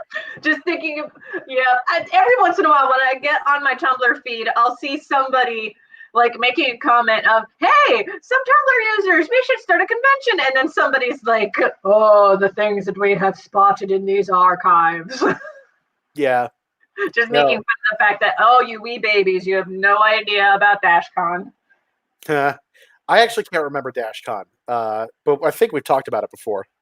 I don't remember if we have, but like DashCon was basically a convention that was supposed to be for Tumblrites to all get together and talk Tumblr, and it went notoriously bad. So, on a scale of 1 to 3 rivers, not 3 rivers, Put and Play. 3 Rivers is a great con. That was completely Freudian. Put and Play is one that a bunch of people, but especially Kelsey and I, love to talk about. Oh yes, with that has a special place in my heart. Yeah, like honestly, if they did it again, I'd consider it.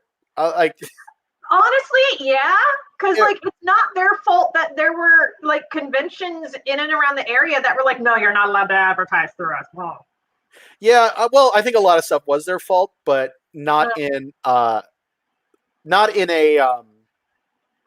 hostile way. Malicious, thank you. That's the word I was looking for. Like it was their first time doing this type of con, and this location had never had a con like this before, and they were figuring it out.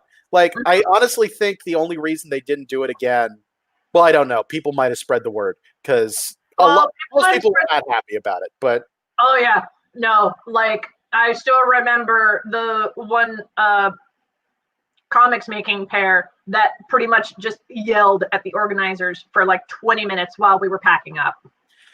I mean, I will say the organizers seemed very open to feedback, which I 100% appreciate. Like that's the main reason why I'd consider it again, because I get the impression they wanted to make it better. I think they just had scheduling issues more than anything. Also, they were on an island. Yeah, for the uninitiated, this con is basically the con equivalent of the movie The Room. Yes.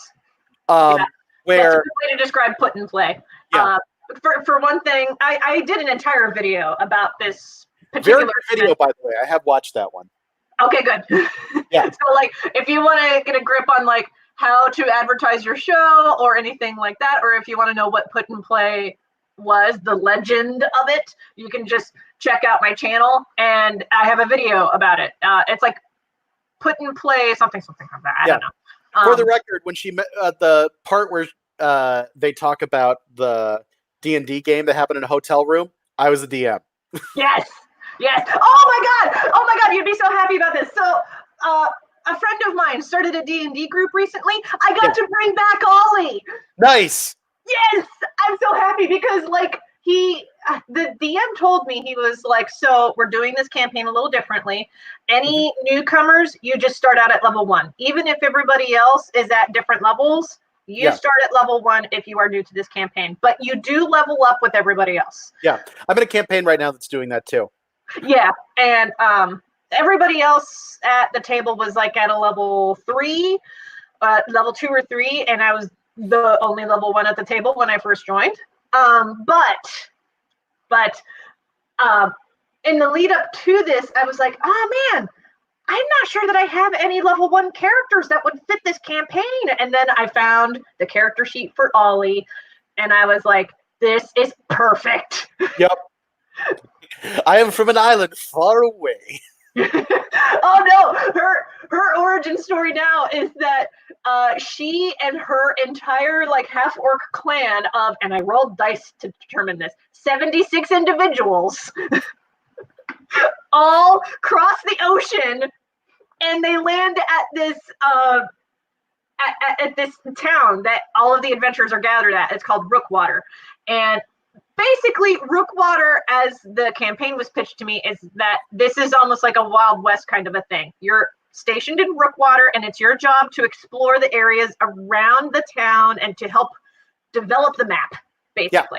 Yeah. That's the campaign. And I was like, okay, so I can be really flexible with Ollie's backstory a little bit. So I had it so that her entire half-orc clan was forced to leave their temple from the old land. And so they crossed the ocean, all 77 of them, and 77 if you include Ollie. And then they get to Rookwater, and they pretty much just occupy the forest around Rookwater proper, because Rookwater's like, this is too many people. We can't accommodate you yet. Right. Yeah. But it's great because all of them are like basically hippies. So, and one of my favorite things to stem from this group is that now everybody's freaking out about, oh my God, Kelsey's playing a half orc, and the half orc is not a traditional barbar character. Because Ollie is a half orc druid, and she just enters the room and she makes magic happen just by looking at somebody and going, my dude! I like that you created a character that lets you say my dude all the time, because you say that constantly. I do! Oh, I do. Development with my current character. So I've told you about Blue, right? The my Little Orphan Annie character. Yes. I remember the Little Orphan Annie character. I didn't remember if you told me your name. So for the uninitiated who are watching this stream, which might be one person, hi Jessica, you're awesome for sticking in here. I am in a D&D group that tends to meet pretty regularly. We've been bad lately because everyone's schedules have gotten crazy. But my most recent character is a 12-year-old adorable little girl who's an orphan and happens to be a wild magic sorcerer. Yes. Basically, it's a whole while working in the sweatshop awful orphanage she was in, she started to realize that like the fabric she was working on looked a lot like the fabric of reality. And so she started figuring out she could manipulate that and ended up burning down her orphanage. And now she's an adventurer. And it's a lot of fun playing an adorable little girl. Like, if you look at me, that's not something I normally get to do. But something very unusual happened recently. Oh, do tell. I made my first magic item through experimentation. Ooh. I decided I wanted to see what would happen if I took an old pair of boots, unlaced part of it, and then relaced it with threads of reality. And so my DM was like, okay, roll on the wild magic table and let's see what happens. Mm-hmm. So my character is now a 14-year-old wild magic sorcerer. We have not figured out the full implications, but she has passed the start of puberty at least. I am really looking forward to seeing what happens now. Oh my god, this is amazing. Thank you, Jessica. You're fun, Jessica. You're fun, yes. That's Oh right. my god. Oh, speaking of like fun character developments and things you didn't expect your own character to do. So, what surprised me about Ollie in particular is just how charismatic she is. Because because she'll enter a room and not only will she be like my dude, but like she'll also like come up and she'll be like, "Hi, I'm Ollie. Nice to meet you," and like shake a person's hand, and it's adorable and I love it. And I also love that like if things get really really hairy because she's mostly a support character, what she does is if she thinks that somebody is out of their depth and she's in a position to be able to save them, she'll just, because she's not able to ask for consent first, she'll just be like, "I'm so sorry," and pick them up and hoist them over her shoulder and just carry them out of the room. Right. Because her strength's high enough. It kind of reminds me of what? No, it kind of reminds me of Caduceus from Critical Role. How caught up are you, by the way? Oh, I am now like at the point where Caduceus is thoroughly in the campaign. Yeah. I'm trying to watch. I say trying. I'm trying to watch the New York Comic-Con live stream that they did, and I emphasize trying because the audio in that episode is just garbage. Is that the pirate one? That's the pirate one. It's so good. I'm sorry. It is. It's really good, but you have I to am turn such a captions critical on in order to watch it because you can't understand what they're saying half the time because the Yeah. audio cuts out. No, yeah. Those are also good. When but when Taliesin talked about this when he was trying to come up with how to play Caduceus. Yeah. And one of the things that he was talking to Matt about is like, I don't know how to play high wisdom, low intelligence. Like I've never done that before. And I'm kind of confused. And Matt just looked at him and goes, "That sounds rough, buddy." And he was like, "Oh, okay, there you go." Yeah. That's what Ollie is. She's a high wisdom, low intelligence character. Her intelligence is at an 8. Yeah. Perfect example, and I wrote about this on my blog, which you can find here. I come prepared. There is a situation in the last installment of the campaign where there were animals that were not supposed to be magical, but they were having magical powers. And part of the campaign was figuring out how they were getting these magical powers. So in the beginning part of this campaign, Ollie, my half-orc druid, was exploring the woods, and she saw this pack of wild dogs running up to this, like, there's a technical term for this and I don't remember. I want to say carapace, but it's basically like a little cliff edge that's like 30 feet off of the ground, but it's not like a what? No, I was thinking precipice from what you were saying. But like basically like just an edge. Okay. And it's steep enough. It was like 30 feet. Yeah. And the dogs were running off of the edge like lemmings, but then they were like, they're falling down. And their paws were still kicking in the air, and then they landed unharmed. And Ollie, being Ollie, decides she's going to run up to the edge of the cliff after all of the dogs do their thing. She runs up to the edge, and she runs off the edge of the cliff to see if she also feather falls. And she does not. And so she has to cast Entangle to give herself like a cushion of vines to land on to half the bludgeoning damage. I'm just picturing like that Looney Tunes moment where she doesn't fall until she looks down. Yeah. Ollie's a she, by the way? What? Ollie's a she? Ollie's a she. Okay. Yeah, I know. I usually play like guy characters, so Ollie is one of my few like lady D&D characters that I play. Yeah. I will say, as soon as I started occasionally role-playing female characters, completely changed how I write female characters. It was very good to do. Like, oh yeah.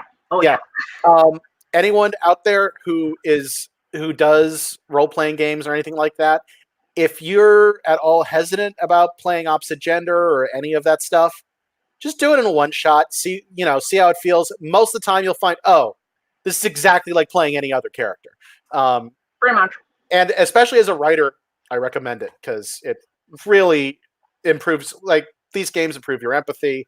They improve your ability to understand other characters. They show you how to write interesting characters because a lot of your early D&D characters will not be interesting. No, like my halfling bard, she wasn't very interesting. Yeah, but my half-orc druid. and you'll still love all your characters. It's just that some of them you'll look back at and you'll be like, yeah, I could have done better with that. Yeah, basically. My big problem was always that my characters had already figured out, they figured themselves out too much. Yeah. Like how so? Like what does that mean to you? Okay, so actually, first female character I ever played was Levis, an Asimar ranger who was her angel had her trained as an assassin. Like I used ranger to make a bounty hunter, basically. Okay. But the whole thing is that like she'd been raised from birth to do this. It was this campaign had this setup. The angel that was giving her these orders is very racist. Oh, like tieflings, orcs, like that kind of stuff, automatically evil. And that's how she'd been raised. And she kind of had a moment where she realized, I'm not entirely sure about this. So she questioned her angel and ended up falling. And she figured out and, went off on her own, dealing with this dark energy, started to realize, dark energy is just energy. It can be used for however you want to use it. Comes to the conclusion, her angel wasn't entirely wrong, just misguided. And the goal was to show, now she's hunting her own targets, figuring this stuff out, and, going out in the world. And that's at level 1. You should not be a level 1 character and that far along in your story. No. Oh, no. Like, that almost sounds like a level 15 or level 20 kind of epiphany. Exactly. Like, you really want if you're starting at level 1, which in the games I play, you typically are, you want people at the start of their journeys. Yeah. They can think they know everything, but they're not necessarily right. Yeah. Well, the interesting thing with Ollie is that she trusts in the wisdom of her elders to the point, I think, where she doesn't really rely so much on her own intuition. Which she does have a great intuition. She's just not aware that she has one. So I'm thinking probably her personal journey is going to be realizing that she can trust herself more than she thinks she can, which is interesting. But with her character, I'm going to be deliberately keeping the intelligence low. Because that's just who she is as a person. She gains learning through experience, not by sitting in classrooms. Right. In fact, sitting in classrooms, as I've characterized her, puts her to sleep. So, anytime that the elders are trying to, explain a concept to her, they have to do it super, super simply. Because otherwise, they're like, we know we have to do this so that you don't fall asleep in the middle of our explanation. And she's like, I follow, okay. One of the things that's commonly misunderstood in D&D is that intelligence doesn't necessarily mean whether or not you're smart. It means whether or not you're book smart. Yeah, because whether or not you're that form of education works. Yeah, which I feel like I've said this to you before, but to anybody else who is watching, I came across this great little explainer one time, explaining how the stats of D&D work as it pertains to tomatoes. Yes, I know the tomato analogy. Yeah, the tomato analogy. Intelligence is knowing whether a tomato is a fruit or a vegetable. Wisdom is knowing that a tomato does not go in a fruit salad. Remind me what charisma was in that? Being able to sell a tomato to somebody. Yeah. Yeah. Let's see. Strength was how far can you throw a tomato? Yeah, how far you can throw a tomato. Dexterity is how accurately you can throw a tomato. And constitution is how many tomatoes can you eat? How many tomatoes you can eat, or if you can eat a bad tomato and not get sick. That's it. Yeah. Yeah, my but yeah, one of the big problems in D&D is when you start at level 1, if you've got a cool character idea, sometimes it doesn't make sense that they're starting at level 1. Yeah. Like one of my other current characters, so I'm in a couple campaigns that are all kind of on hiatus at the same time. Not on hiatus, we just haven't been able to meet lately.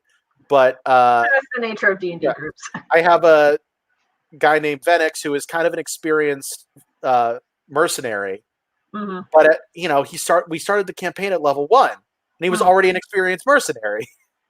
Yeah, now that you bring that up, I feel like that might be my problem with Burnt, my half-orc ranger, because like his character is all about being able to hunt down and slay dragons, which you obviously cannot do at level 1.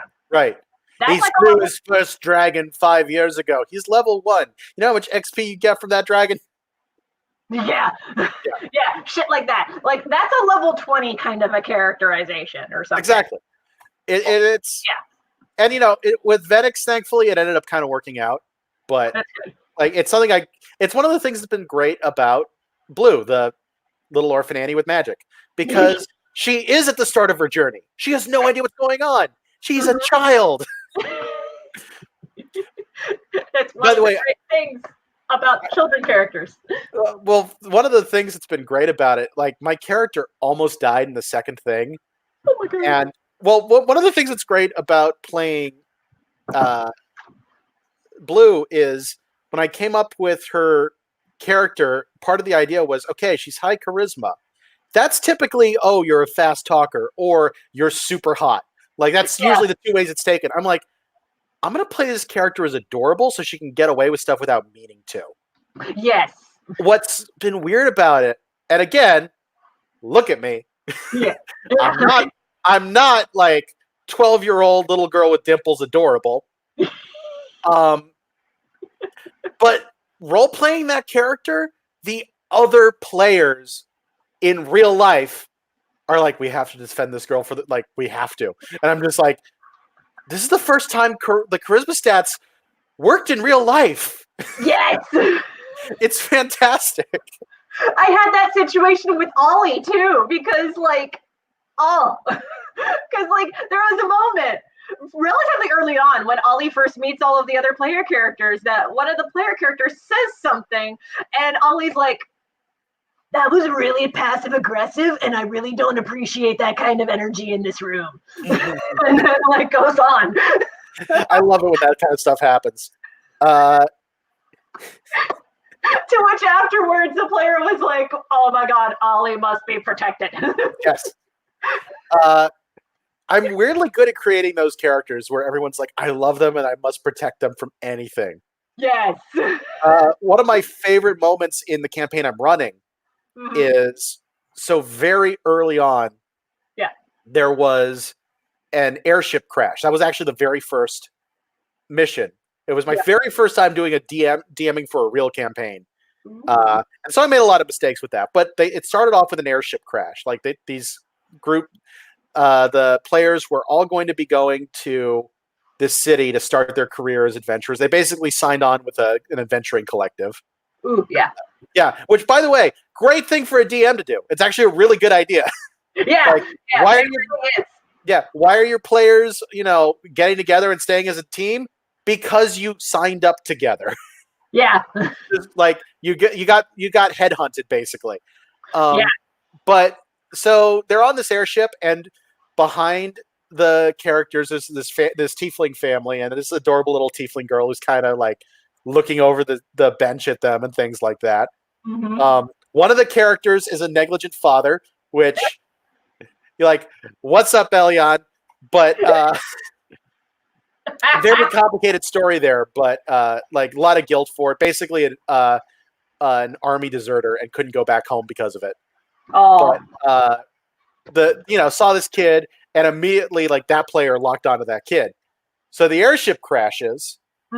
They managed to save the kid and themselves, because like, they ended up with some very lucky rolls happening, and someone casting Featherfall, things like that happening.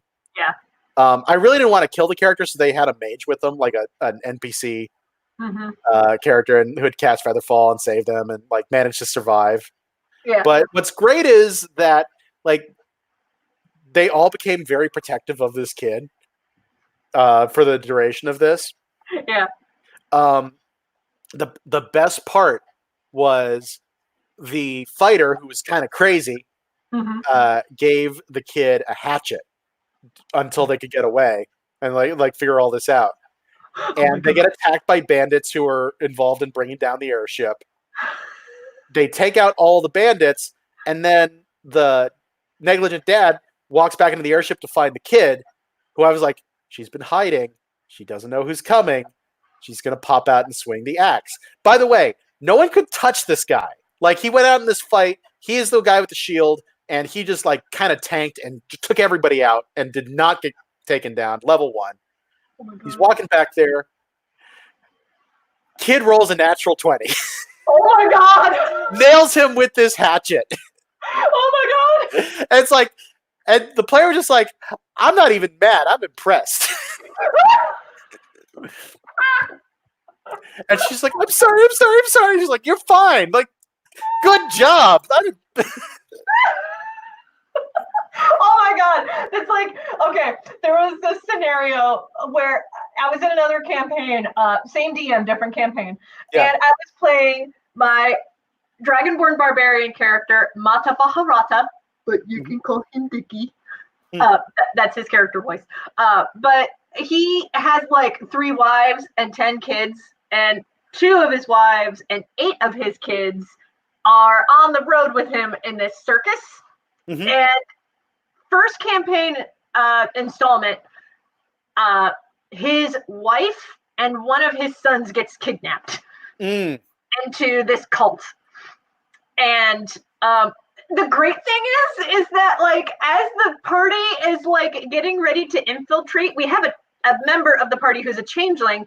He changes into a cult member, and he, through a series of high charisma rolls, manages to convince the other cultists that he is a member of their cult and he needs to leave with them. And so he splits off from the rest of the party. And the great thing is that he manages to find the group that has Dickie's wife and son, and is about to take them into this like ritual space for them to be sacrificed.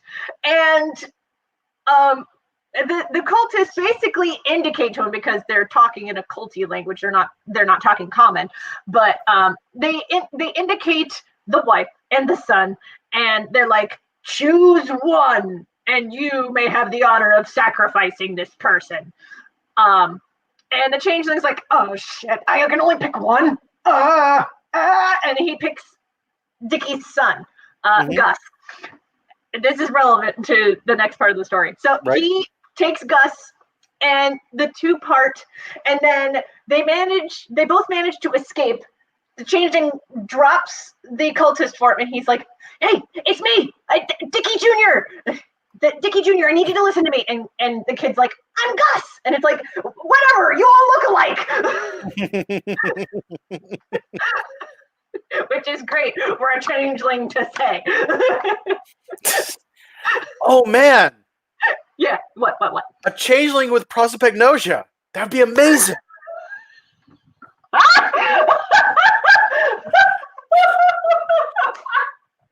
That would be so good. I know, right? I might need to do that. That's really funny. That's one of the reasons I love D&D so much. I'm trying to find another thing that ties into my story. Because we've been talking D&D for like, I don't know, 20-ish minutes. We should circle back to talking about Kickstarters or something. We should. Let me just bring up this one last thing because you will love it. Sure. Let's see. Legacy of the Saints. Unfortunately, I can't find the original file, but it's in my actual Roll20 campaign. By the way, Roll20 is terrible for organizing stuff. I don't know if you've tried it, but it's not. I have not tried it yet. It's great for actually playing the game online, but okay. Not so great at keeping your notes organized. Yeah, like for that, I recommend World Anvil. Have you messed with that at all? No, but I've seen it advertised on Overly Sarcastic Productions' videos. World Anvil is fantastic. I have heard good things.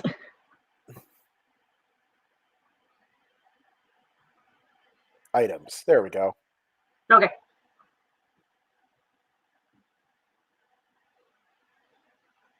Sometimes I forget how chunky / not chunky my arms are. Yeah. Guns. Yeah. Bring tickets to the gun show. Grr. Grr. So after the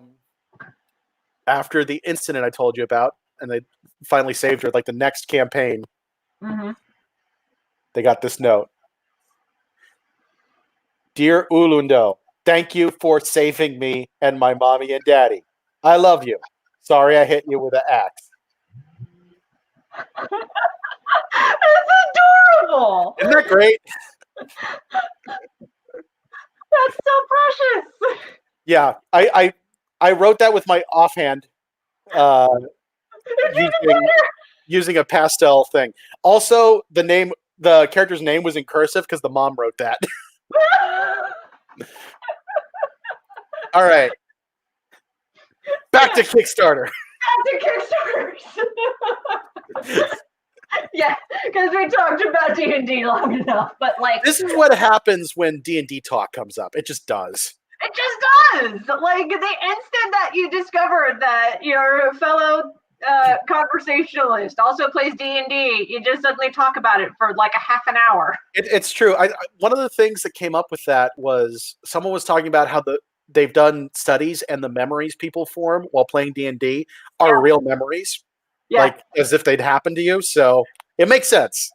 Yeah, and there's been so many episodes on Extra Credits about like the value of playing tabletop RPGs and what that does for social skills. It's very true. It is very true. I'm going to unplug my phone. It is now at 100%. Nice. By the way, quick shout out to Playdisc Podcast for signal boosting me. Thank you guys for that. Woohoo! Oh, actually, there is a podcast interview that I did recently. PVC Comics, I think it was, or PVC Podcast, I think. I don't remember. The PVD cast. Yeah, I know what you're talking about. I've been on that too. They're great. Yeah. He reached out to me because he was like, Ben recommended that I talk to you. And now I have an interview on his podcast, which he is a good interviewer. He is. He is. I got really opinionated in that particular episode.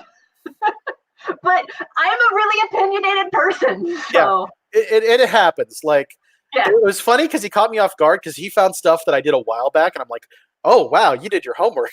Yeah, he did. He did do his homework. Like I was surprised that he managed to find information about like all of my pre-Jamie Roberts comics, which is awesome. That's cool.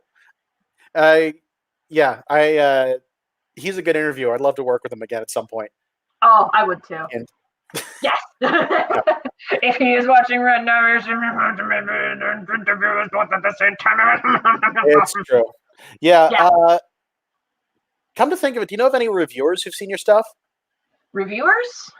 Yeah, or like people like who do blogs or anything like that. Do you do any kind of media release when you do this stuff, or? Funny story. So when I was running Indie Comics Hub for the short window of time that I was running it, there were a number of small press publishers and other sites that were reaching out to me to be like, hey, can you publish this press release that we wrote up for this new comic that we got coming out? Yeah. And by looking at that, I also got a look at who else they CC'd. So there's quite a few names that popped up on there. I haven't taken a gander at the exact names yet, but they're there and they're in my inbox, so I can look it up whenever I need to. I was wondering because it did occur to me, since we're talking about networking people. There's a Right. really good. There's a reviewer I quite like who has reviewed a couple of my things. Ooh. A guy named Robert Clough. I don't know how to pronounce your last name, dude. Sorry, it's Clough. Clough, maybe. I'm not sure, but he does. I'm trying to remember what it's called.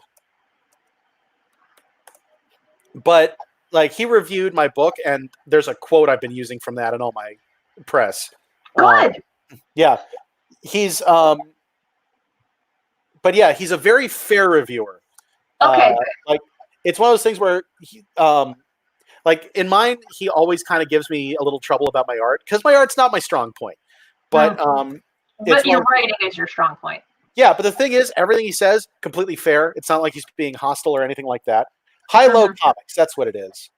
High-low comics. I'm gonna make a note of that really fast. Sure. I would normally bring up my Evernote, but I'm trying to leave that down, so I'll just write this on a spare slip of paper, and then I'll copy it into my Evernote later. Yeah, because like basically, if you send him, I don't send him a press release. I actually send him the comic.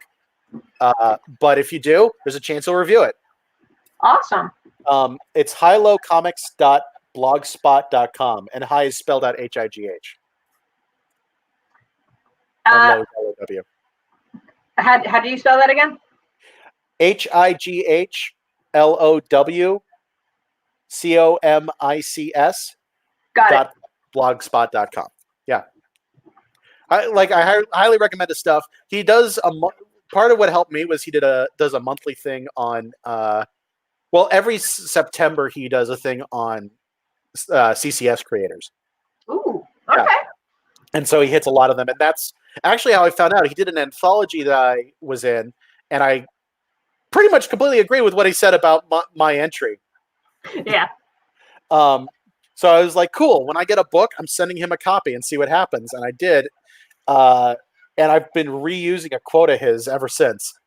That was me with my buddy Tim ran a blog called Provocative Praise. I don't know if he updates it as much anymore, but when Thoughtful Dinosaur and Charlie and Clough and Johnson and Sir were coming to print, he reviewed my stuff and he gave me some good quotes for me to pull from. It's great when you get those quotes. One I got from him was, if Wright-Heuman is anything like any other author, it would be Agatha Christie, except he goes a few steps darker. And I'm like, yes, that's going on stuff. That's such a good quote.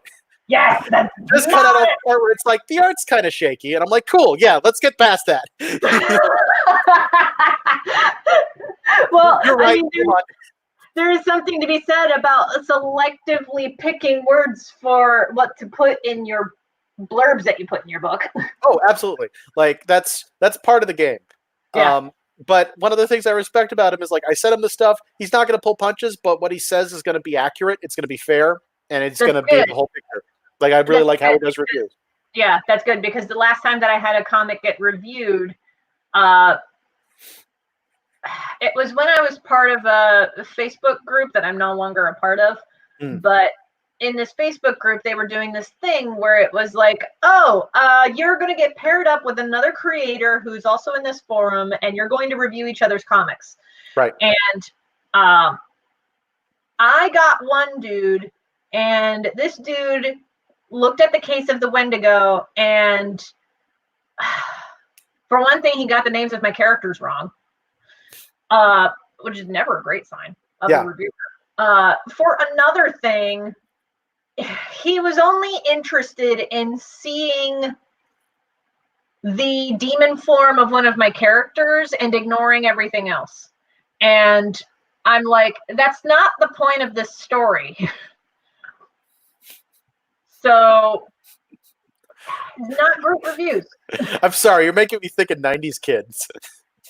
90s kid from like atop the fourth wall. Oh, dude, you know what that needed? More guns. I've never done that voice before. That actually worked. I feel like you would really enjoy Overly Sarcastic's Productions video on anti-heroes. It's great. But Overly Sarcastic Productions, one of the hosts on that channel, Red, has a mini series about trope talks. and she talked about the trope of the anti-hero. And at one point in the video, she was like, oh my God, it's hilarious because whenever you try to look up a list of top 10, like top 100 anti-heroes, it's going to be like 70% white dudes, and then another selection of Asian dudes, and then Black Widow, Blade, and Elektra, and that's it. Are we talking specifically comics? Just any kind of anti-hero from what I can gather. But she did talk about the 90s anti-heroes, and she's like, they're not anti-heroes, they were just Gary Stews. Yeah, I get that. Like, that's like, and I know this is dangerous going back to this topic, but it's like everyone's first D&D character. Yeah. Yeah, where you're just like, I want to create the ultimate badass that I can play as, and you're like, this is a terrible character. Yeah. It's the in my first book, actually, like, I would argue that the protagonist of that book is an anti-hero, but not the superhero type anti-hero at all. It's just that he's the protagonist, but he's kind of an asshole. Like, But the interesting thing about anti-heroes is that it's not just that it's a spectrum, but how do you define heroism? Because anti-hero is basically the antithesis of that without being full-on villain. So, like, who is the hero that the anti-hero is supposed to be a foil to? And a lot of the times, they often just get their own standalone story. So it's like, oh, they're not really anti-heroes. You know, now that you put it that way, I kind of wonder if I agree with that definition of an anti-hero. I know, it's interesting. Yeah, because, well, first off, when I hear hero, my first thought is not, Superman or something like that. My first thought is protagonist. Yeah. Like, that's what it means to me. And an anti-hero is just an atypical protagonist. Like, someone who is not... This goes back to what I was saying before about how when you're writing characters, you don't have to agree with the protagonist. Like, that's... Right, they can do stuff that is wrong or that isn't what you would do. Like, that's an important thing to figure out how to do, and it's tough. Yeah. But with it's I don't know. I feel like, oh man, now you got me thinking, and I can't articulate it well because I need to think about it. I know. No. I'm good at making people think. Yeah, but no, I very often do characters who have done awful things and would technically be considered an anti-hero in that case because they're the protagonist, but they aren't perfect. But now that I think about it, I'm like, that should be most characters. Yeah. Like, I would say Yeah. Rey from the recent Star Wars movies. I'd say she's a hero. Okay. Because, yeah, she's got a dark side, but she's legitimately fighting it and things like that. Same with Luke, for that matter. Like, both of them really come across as heroes. I guess old Luke, if they were following him, would be an anti-hero at that point, because he's old and jaded and mad at everything. Yeah. I remember what I was going to say. So, the fun thing about making comics is you get to be self-reflective of where you pull inspiration from, and it made me realize that a lot of the inspiration that I pull from my own stories and what inspired me to make The Legend of Jamie Roberts was a lot of stories in which the main characters are not they're not heroes. They're, in some definitions, they would be considered anti-heroes. Right. Like The Road to El Dorado, one of my favorite movies of all time. But it's a story that is entirely about two guys who would normally be considered bad guy sidekicks going off on their own adventure. Right. Yeah, and that's the entire conceit of The Road to El Dorado. Yeah, that's half the fun of good storytelling. Yeah. And that's also why The Emperor's New Groove is so fun, because it is about it. Like, The Emperor's New Groove has a lot of moral ambiguity in everyone's part, which is great. Yeah. By the way, full confession, I have not actually seen either movie. You haven't seen The Emperor's New Groove or The Road to El Dorado? That is correct. I'm familiar with them. I just haven't watched them. Oh man, we need to fix this the next time that we get together in person. Cool. Yeah, that like it's one of those things that they're 100% on the list. I just missed them when they came out. Yeah, no, Yeah. they're really good. Like, oh, that both of those movies were my childhood. But I realize now that because they were my childhood and I'd seen them so many times, it shows in my writing. I feel like, Yeah, because especially with Jamie Roberts, because Jamie Roberts, they're a freaking pirate. Yeah. And pirates are generally not good people. First chapter, they basically kill off another ship because they're hungry. And they're like, well, this is the first ship that came across. So we're going to loot them. And they probably deserved it. They probably didn't. I don't know. I don't care. They have food. Yeah.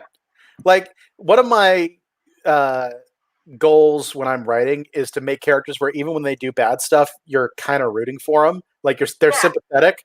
It's a real trick because there are a lot of people who just kind of want to write off specific types of characters as, oh no, I just hate this character. It's like, if you can write them so that they're interesting to everybody, that's a big deal. Well, it also showcases your skill as a writer, because I feel like a good writer should be able to help you empathize with a character whom you would normally despise. It's funny. I mentioned earlier I have a superhero universe I've been working on. Yeah. There's the sort of this was a long time ago that I started working on this, so some of the terminology now has changed a bit. Mm-hmm. But I did realize recently that sort of the main character I'd come up with is kind of a boomer. Like using okay. Well, so what I was kind of thinking with him, do you know about how what was going through Stan Lee's mind when he was first, or Stan Lee and Jack Kirby's mind when they were first talking about Iron Man? What was going through their heads? So Iron Man came out in the 60s during the whole anti-Vietnam push, and many of their readers were hippies. Like that's sort of the group that they ended up targeting the most. So the idea that they came up with is they want to create someone who represents the man.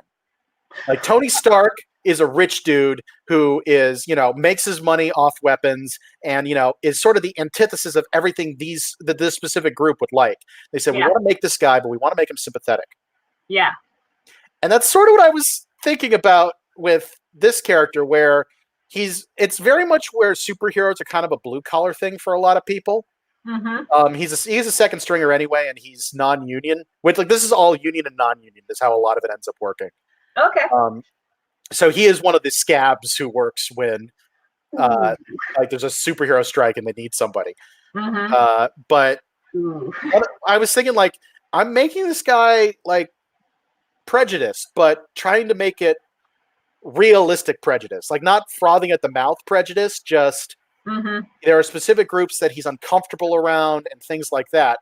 Yeah. And the thing that's interesting is when you start with a character like that, if you do it right, they grow during the course of the series. So I actually want to try to show realistic growth for a person like that who's kind of set in their ways, but getting exposed to new things and kind of fighting change, but change is happening.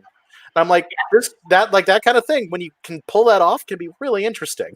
It can be, yeah. Yeah, it's dangerous because I think a lot of people are going to write off the character immediately when they find out some of the stuff about him. But probably, and you're going to run that risk. Yeah, if you're writing a story with a bunch of good characters, then some of the characters people aren't going to like, but that doesn't mean you shouldn't have them in there. Yeah, like the readers who want to read this story are out there. Yeah, and the people who want to read this story are the ones that are going to stick with it. Yeah, and I mean, there's also the factor that I don't want to hurt the wrong people with some of this stuff, and that can happen. You just have to be careful, but I don't know. At the same time, my ultimate defense is, if you don't like that character, then I probably wrote him correctly. You know what I mean? Like, you don't like him? Here's someone else you can identify with and like. And I have a thing where I don't like the main. I hate how a lot of people write protagonists because they make them too generic. I always say write your protagonists like they're a side character. Yeah. Because at least make them interesting. And if people don't like them, that's fine. Make other side characters they'll like. Yeah, that was kind of my approach with Jamie Roberts was with Jamie, Thomas, and Daniel in particular is like, oh, these three would be like because up to this point they've been the sidekicks of Captain O'Malley with aspirations of wanting to get big. So that's how I wrote them. And it's been interesting to see in the progress of the story how that changes. Right. Yeah. Yeah, and going back to D&D for a second. But that's one of the big things that you have to learn when you start doing that is when you're creating characters, you're not trying to create a protagonist. Correct. Like that's one of the first mistakes people make with their early characters. They're trying to make the protagonist. Yep. You're not the protagonist. Your party is the protagonist. Yeah, you If are. you was a part of that party. You are forming what Red from Overly Sarcastic would call a 5-man band, just larger. Yeah. Yeah. And really, that's how you need to approach a D&D group is you are a member of like a 5-man band or like you are a member of a group and nobody is the central character to the group. It's one of the things that, so another thing that actually has helped my writing is Critical Role. Yeah. Which is just top level gaming and acting and things like that. But one of the things that blew my mind with the first campaign was there wasn't a main character. Correct. Yeah. Like, I'd never really seen that before in a story where I could point and say, this is the main character. No, they were all equally the main characters. Exactly. Like Sorry, I'm being greeted by a cat. This cat, she has this tendency to like, anytime that she wants to get in my lap, she will headbutt the table first. And I am waiting for her to get a concussion one of these days doing this. the camera just shook. Yep, that is the power of Bree. Why doesn't she just pop up in your lap? You're letting her. Yeah, I'm trying to. She's indecisive as all heck. She's trying to decide whether she wants to or whether she doesn't want to. There you go, little booger. So I didn't mean to interrupt. What were you saying? No, we pretty much covered it.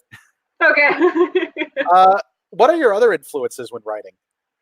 Other than D&D and The Emperor's New Groove and Real de El Dorado, well, Critical Role to an extent. Yeah. But they're more of a more recent influence. But even then, it's more in the vein of I like what the fandom is doing. And the fandom is what inspires me. Like seeing the fan animations and seeing the fan art is making me go, oh man, I really want to hone my skills so that I can get to that level. Yeah. Yeah. I get that. Oh yeah. Oh my God. Did you see? Okay. There was this like 18-second animatic that somebody made to Lizzo's song Boys. And it's delightful. I have not seen this one. I need to forward this to you. It's amazing. Actually, yeah. No, that reminded me. Another thing I found through the Critical Role fan base was something you might have fun with. There's a cosplayer named Ginny D who does a lot of Jester cosplay. Ooh. She did 2 videos that are of particular interest, though. Ooh. 50 D&D pickup lines and 50 uses of vicious mockery. Oh, I've seen the 50 uses of vicious mockery pop up in my YouTube suggestions a few times. I just haven't watched it yet. I mean, it's pretty funny. The pickup lines are great. I like dead serious. I have an upcoming character that I'm kind of planning on doing like a high charisma Lothario. Gonna use him. That's awesome. My favorite of them to spoil is just to give you an idea of the type of thing they have. Yeah. It's like, you must be a gelatinous cube because I foresee this encounter ending with me inside you. They're good. They're so good. That is so good. Okay. Anyway, back to the topic of inspirations and everything like that. Yeah. Oh man, we've been going for almost 2.5 hours. It's true. Yeah, I'm I looking don't know at how long you want to do this, but I'm good for. I have a heating pad on my back. I'm set. I'm good for however long too. Yeah. So like whatever. But as far as other inspirations, definitely Full Metal Alchemist Brotherhood. Okay. Yeah, definitely that. That's something that Chloe and I have both been inspired by, and we binge watched that together. It was amazing. Dragon Ball Z, oddly. Yeah. That makes sense to me. Yeah, well, I say oddly because like when I was a teenager, I got made fun of a little bit for liking Dragon Ball Z because it was a boys show and Yeah, it's stupid, and then I went and did like a denial period, and then in high school I discovered the manga, and I was like, oh my god, the manga is like so freaking good. So Yeah. I got back into it, and now I just fully embrace my Dragon Ball Z nerdiness. The Dragon Ball manga is actually how I started to learn more detailed drawing. Did I tell you this? No, but wait, I remember you mentioning that it was, I think, how you learned to draw muscles. Yeah, well, I had learned a lot of stuff from that. But when I was in middle school, there was like my school had Japanese as a language option, which was fantastic. Oh, I'm so jealous. I know I had to give it up in high school, which made me really sad. But in there was a Japanese class, and I absolutely loved it. Yeah. And one of the instructors had the entire run of the Dragon Ball manga in Japanese. Oh, that's awesome. And so I used a lot of that, and I'd start copying pages just freehand, and that's how I learned how to do a lot of the more detailed stuff. Oh I later learned how to do it correctly, but it was a big part of me, like learning how to do stuff, was copying that manga, which, like, as far as I can tell, way better paced than the show. Like the show was a mess. Yeah.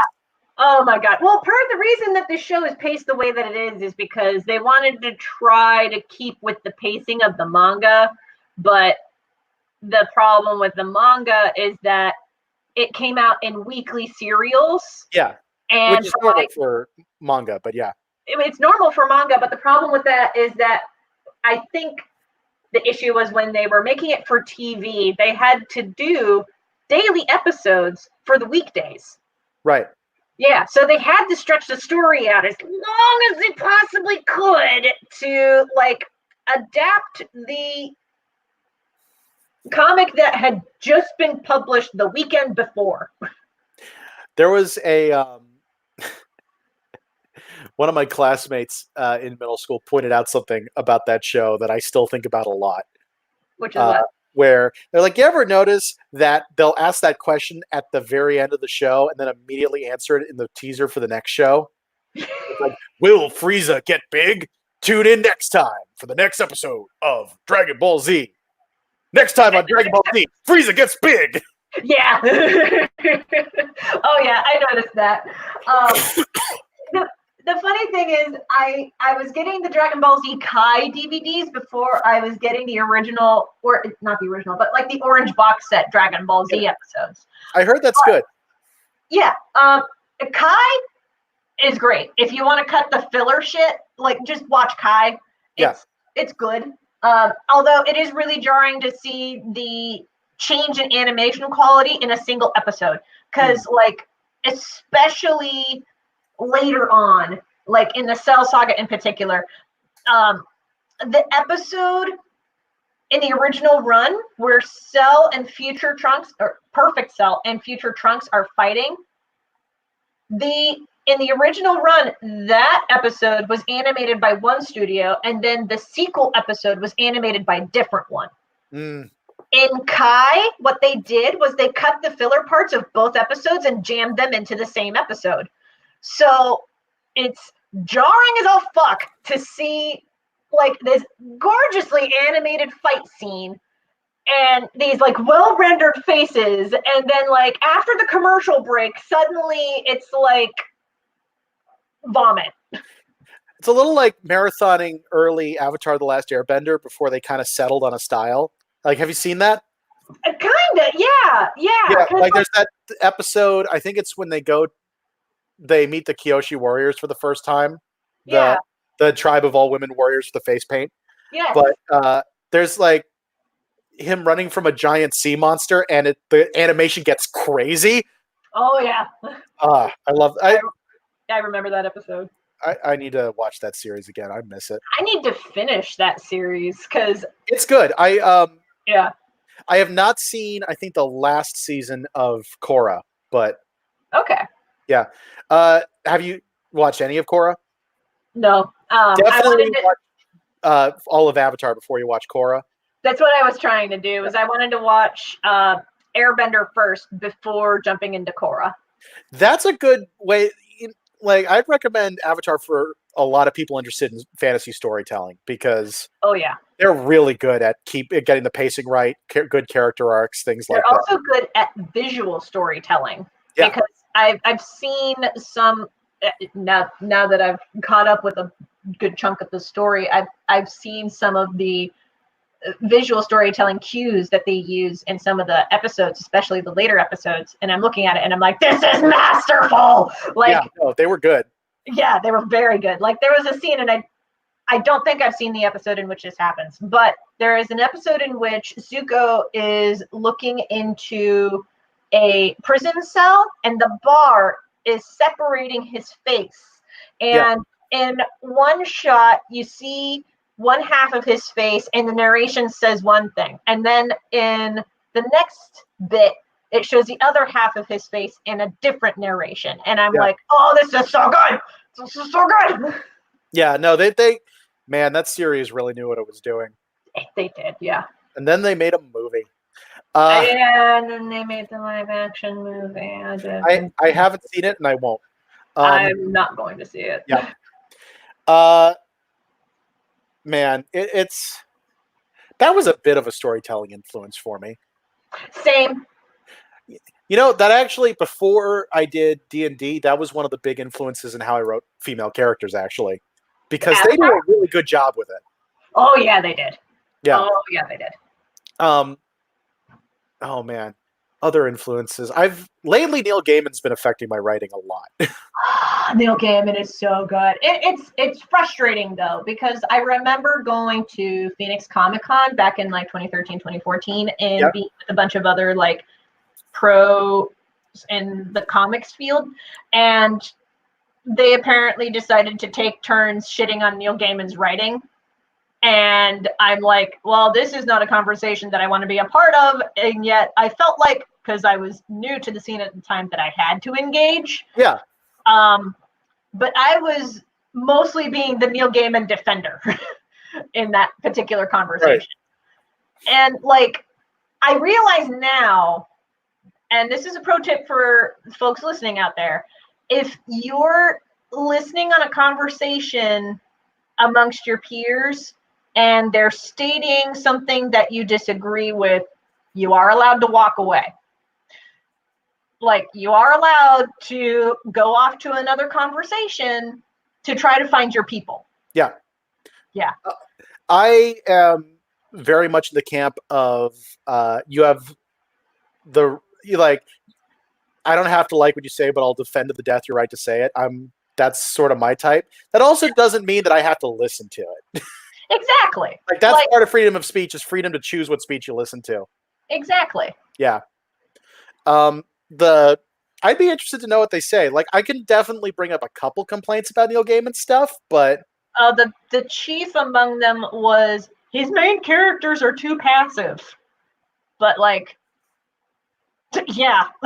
Yeah, really, because like so he does have some passive main characters, but it kind of works for a lot of what he does. It does, because the books that Neil Gaiman writes are more about the journey and bringing the reader along with the main character. This is true. You know, now that I'm thinking about it, because passive protagonists often drive me crazy in other media. Yeah. But his stuff, it doesn't bother me at all. That's really interesting, because he does have pretty passive. His characters are kind of like the narrator, where they are not the most important character. They're just the storyteller. Yeah. Yeah. But man, that's kind of funny to think about. Like, that's kind of true. My main thing with him is that he kind of has, his stories kind of have a type. Do you know what I mean? I could get that. Like, he's very heavily into modern magical realism. Oh yeah, that's his jam, and he's the peanut butter. Well, what's really funny to me about it is I realize that and I go, but I thought I hated magical realism. I know! That's the thing about Neil Gaiman's writing, is that he writes these things that you would be like, oh, I hate this, and yet he writes it and you're like, I kind of like this? Yeah. Well, for me, like, the only thing that he's worked on that I was not crazy about, and this is going to get me in trouble. Oh boy. We like hotcakes. We're an opinionated channel here. Yeah. I honestly, this is when I feel bad for not liking, but Good Omens. I recently finished the audiobook. Oh, okay. I wish I liked that more. I can tell it's very good. Yeah. But the main problem I had is every single time I was listening to it, I'd get overloaded and stressed out. Every time. I get that. I get the impression from the GIF sets that I have seen that the TV series adaptation of Good Omens is different. I have heard it's very good, though. I have heard that it's good, but I'd be open to checking it out. I honestly, this is one of the few opinions I legitimately feel guilty about, because I can tell that the book is good. It just wasn't for me. So I do need to make that clear. I also have not had a lot of exposure to Terry Pratchett. I haven't either, to be fair. I did one book when I was a lot younger, and it kind of went over my head, so I kind of treated it like a bad experience. Yeah. And so this was my second experience with Terry Pratchett, and it also wasn't positive. So I'm wondering if that's part of the problem, if I just don't care for Terry Pratchett's writing. But maybe I haven't read a Terry Pratchett solo work as an adult, so I think I need to. Yeah. I think it might be kind of like a Hitchhiker's Guide, which I did like, but the fact that every single line is incredibly clever, that can be exhausting. Yeah. I find that to be very true, and I feel like that's a Terry Pratchettism. Because Neil Gaiman, much as I like him, not every line that he writes is like a witty aphorism that you can take out of context and put it up on your Tumblr blog and have it be a standalone thing that everybody can laugh at. That's Terry Pratchett, I think. Yeah. He's Neil Gaiman, it's less that every line is clever, it's that every line is beautiful. Yeah. Well, every line has language drives me crazy. I love it. Well, every line has a purpose. And whenever you're writing a book, you want that. I did read Where the Crawdads Sing by Delia Owens. And that is a book in which every sentence has a purpose. But I personally have mixed feelings about it because of the ending. Because they were trying to go for the kind of Secondhand Lions thing where, because in Secondhand Lions, up until the very end, you're basically watching and you're like, well, there's two different narratives about these brothers. Which one's the real one? And then at the end, it's revealed that the real one was the one that the main character believed in all along. Right. Yeah. And the Life of Pi is also good for that kind of a narrative structure where it's like you hear one version of the story and then at the very end you hear another version and you're like, well, which one's the correct one? And basically the moral is whichever version that you believe is correct.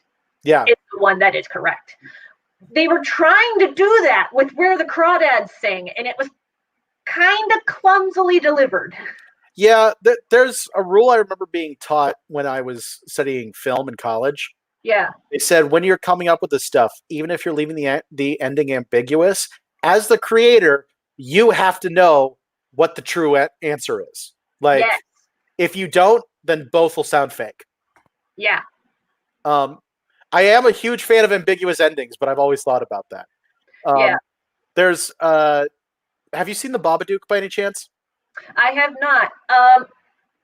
You talking about ambiguous endings made me think though of Zot by Scott McCloud, because there was an issue in which the ending is very ambiguous, and the author, Scott McCloud, knows what happened next. Nobody else does. Nice. Yeah. Anyway, what about the Babadook?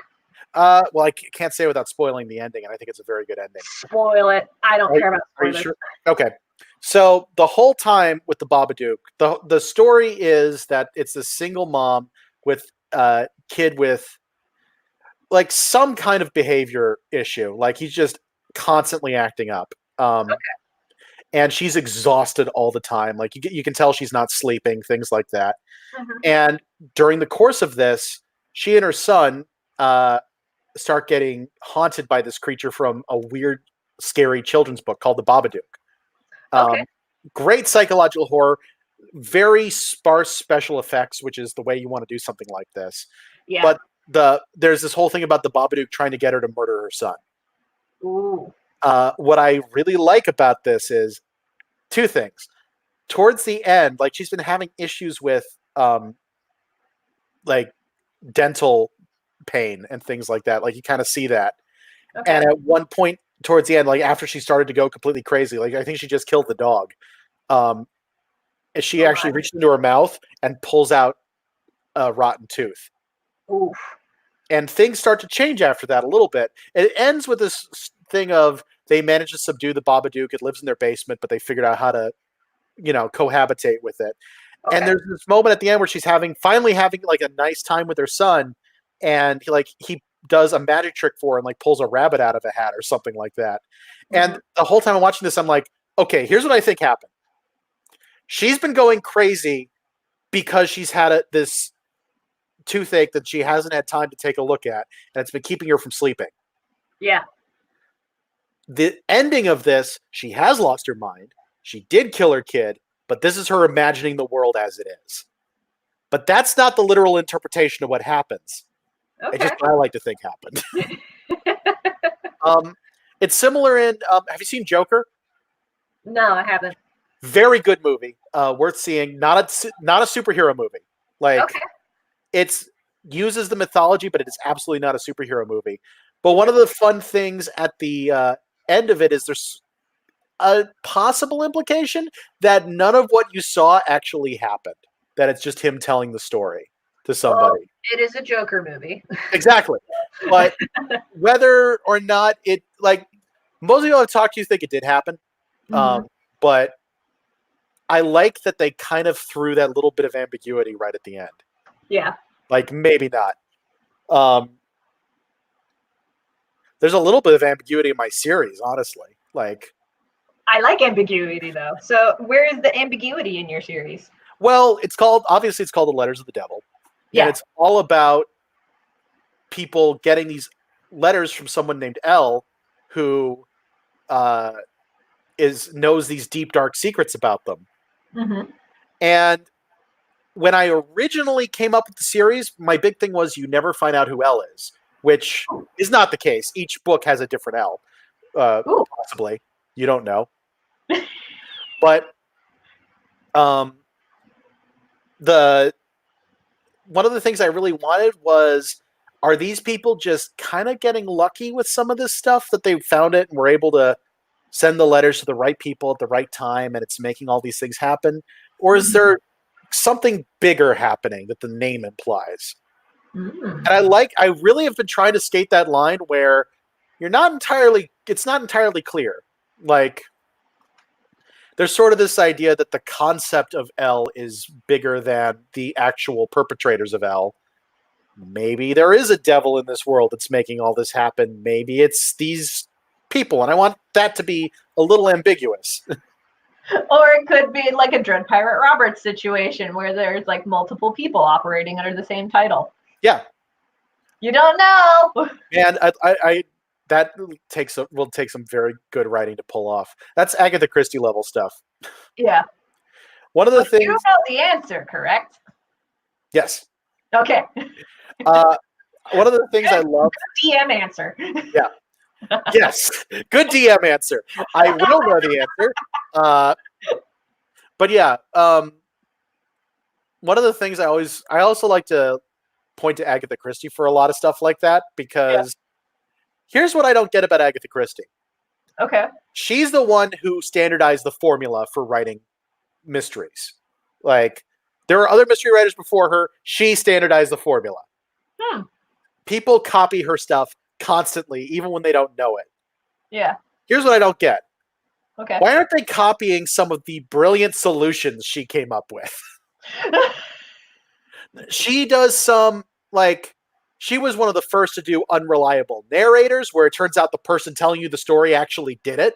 Mm-hmm. She had some where the detective did it. She had some where there were multiple perpetrators, like every single person you interviewed actually turned out to be guilty. You don't see that done.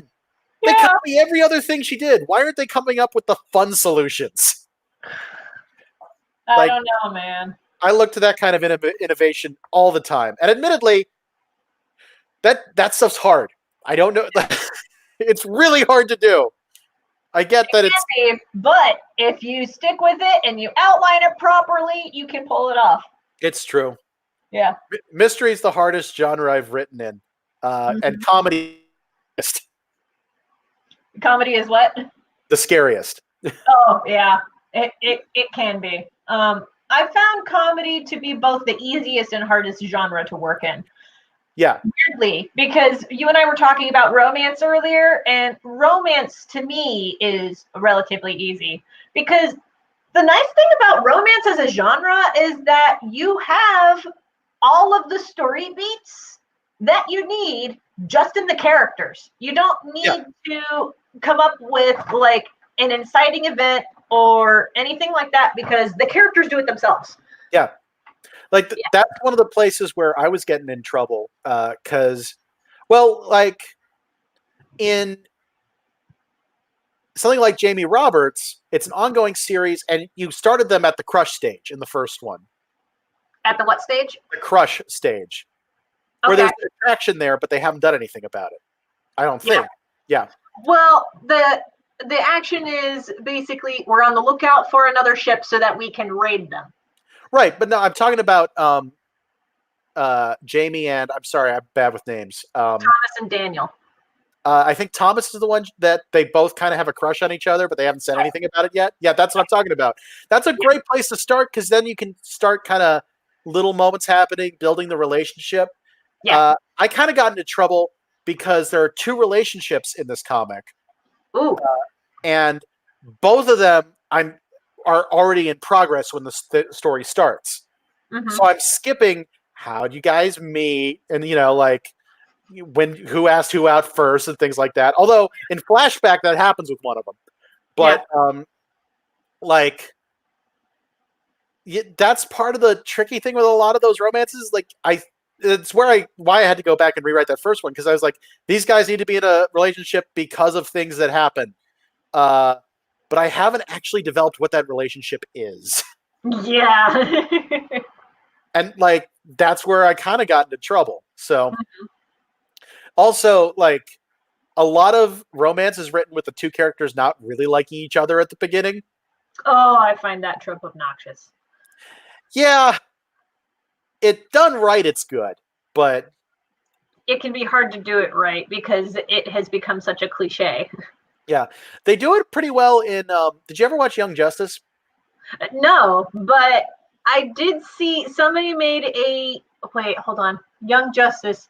Was that the series that got canceled and then suddenly came back with like a season 2? Yeah, they've had more seasons now thanks to the WB streaming service. That's the only problem. It's on the WB streaming service, so no one's seen it. But it had... in the first season, one of the things that's fun is, like, they're introducing a group. Mm-hmm. There are various crushes within the group and things like that Sure. form and fall apart and form again. And, like, they do a really good job with it. And they have two characters that find each other kind of obnoxious who do end up in one of the most stable relationships in that series. Because it just kind of works after a while. Like, they kind of start growing together. Yeah. That's awesome, though. Yeah. But, I mean, that series in general was really well written because it was the dude who did Gargoyles. Like, come on now. Yeah, I did see somebody put together a little compilation on Tumblr of like moments in the later seasons of Young Justice in which there's some like silliness happening. Like there's one scene in which it's like, why are we even guarding here? It's not like we're gonna get robbed in broad daylight. Fast cut to a bunch of bad guys in a car. We are going to rob this in broad daylight. That is actually a pretty good way of showing the humor in that show. I was a little bummed by that show because they took a very funny character and made them not as funny as they could have. But Dang I it. think the second season got rushed a little bit. I think that was part of the problem. Yeah. By the way, I don't know if I've ever recommended this to you, but if you ever wanted to check out any superhero comic, I highly recommend the original run of the Jaime Reyes Blue Beetle from like 2006. You never recommended this. I'm going to write this down though, because it's I don't know if I'm ever going to get a chance to read it, but I'll make note of it anyway. So, brief history lesson. Okay. There have been a total of 3 Blue Beetles over history. The first one was a Golden Age hero. Okay. He eventually died. The second guy took over. In mid-2000s, he got killed. Okay. Then they were like, let's introduce a new one who works completely differently. And they introduced a kid named Jaime Reyes. He's a Latino kid from Phoenix who happens to get these powers. And the thing that's great about it is the series is funny. Like every issue had stuff that made me laugh. Good. We were talking about before how, it's so tough to write. You're doing 3 strips a week and one makes you laugh. That's a really good track record. Every issue of this had something that made me laugh. Good. It's a really, he's got a great supporting cast. Like he actually tells his family right off that, what his situation is. So, forget secret identity. His family and friends all know who he is. And already a huge difference. It's so when he was first introduced, it kind of starts off a little weird. He was introduced in a major event and he disappeared for a year without realizing it. When he reappeared thinking no time had passed, goes home and his family's been like, you've been gone for a year. Next issue starts and he's sitting around the table with them and he's just explaining, so, this happened and then I woke up in the desert and now I'm here. Beat. Okay, so what you guys are thinking right now is that it's drugs. And then mom's like, right in one! You don't believe him until he actually transforms. So, but it's great. He immediately understood what that quiet meant. It's like, you guys think it's drugs. You think it's drugs. Yeah. But it has so many great moments. Like a magical enemy tries to turn him against his friends by turning him into his deepest, darkest desire, and it turns him into a dentist. Like shit like that happens. And they're like, wait, dentist is your deep dark desire? It's like, yeah, good hours, 6-figure pay. I can put my sister through college. And they're like, we're gonna beat them up now. Are you good with that? Go for it.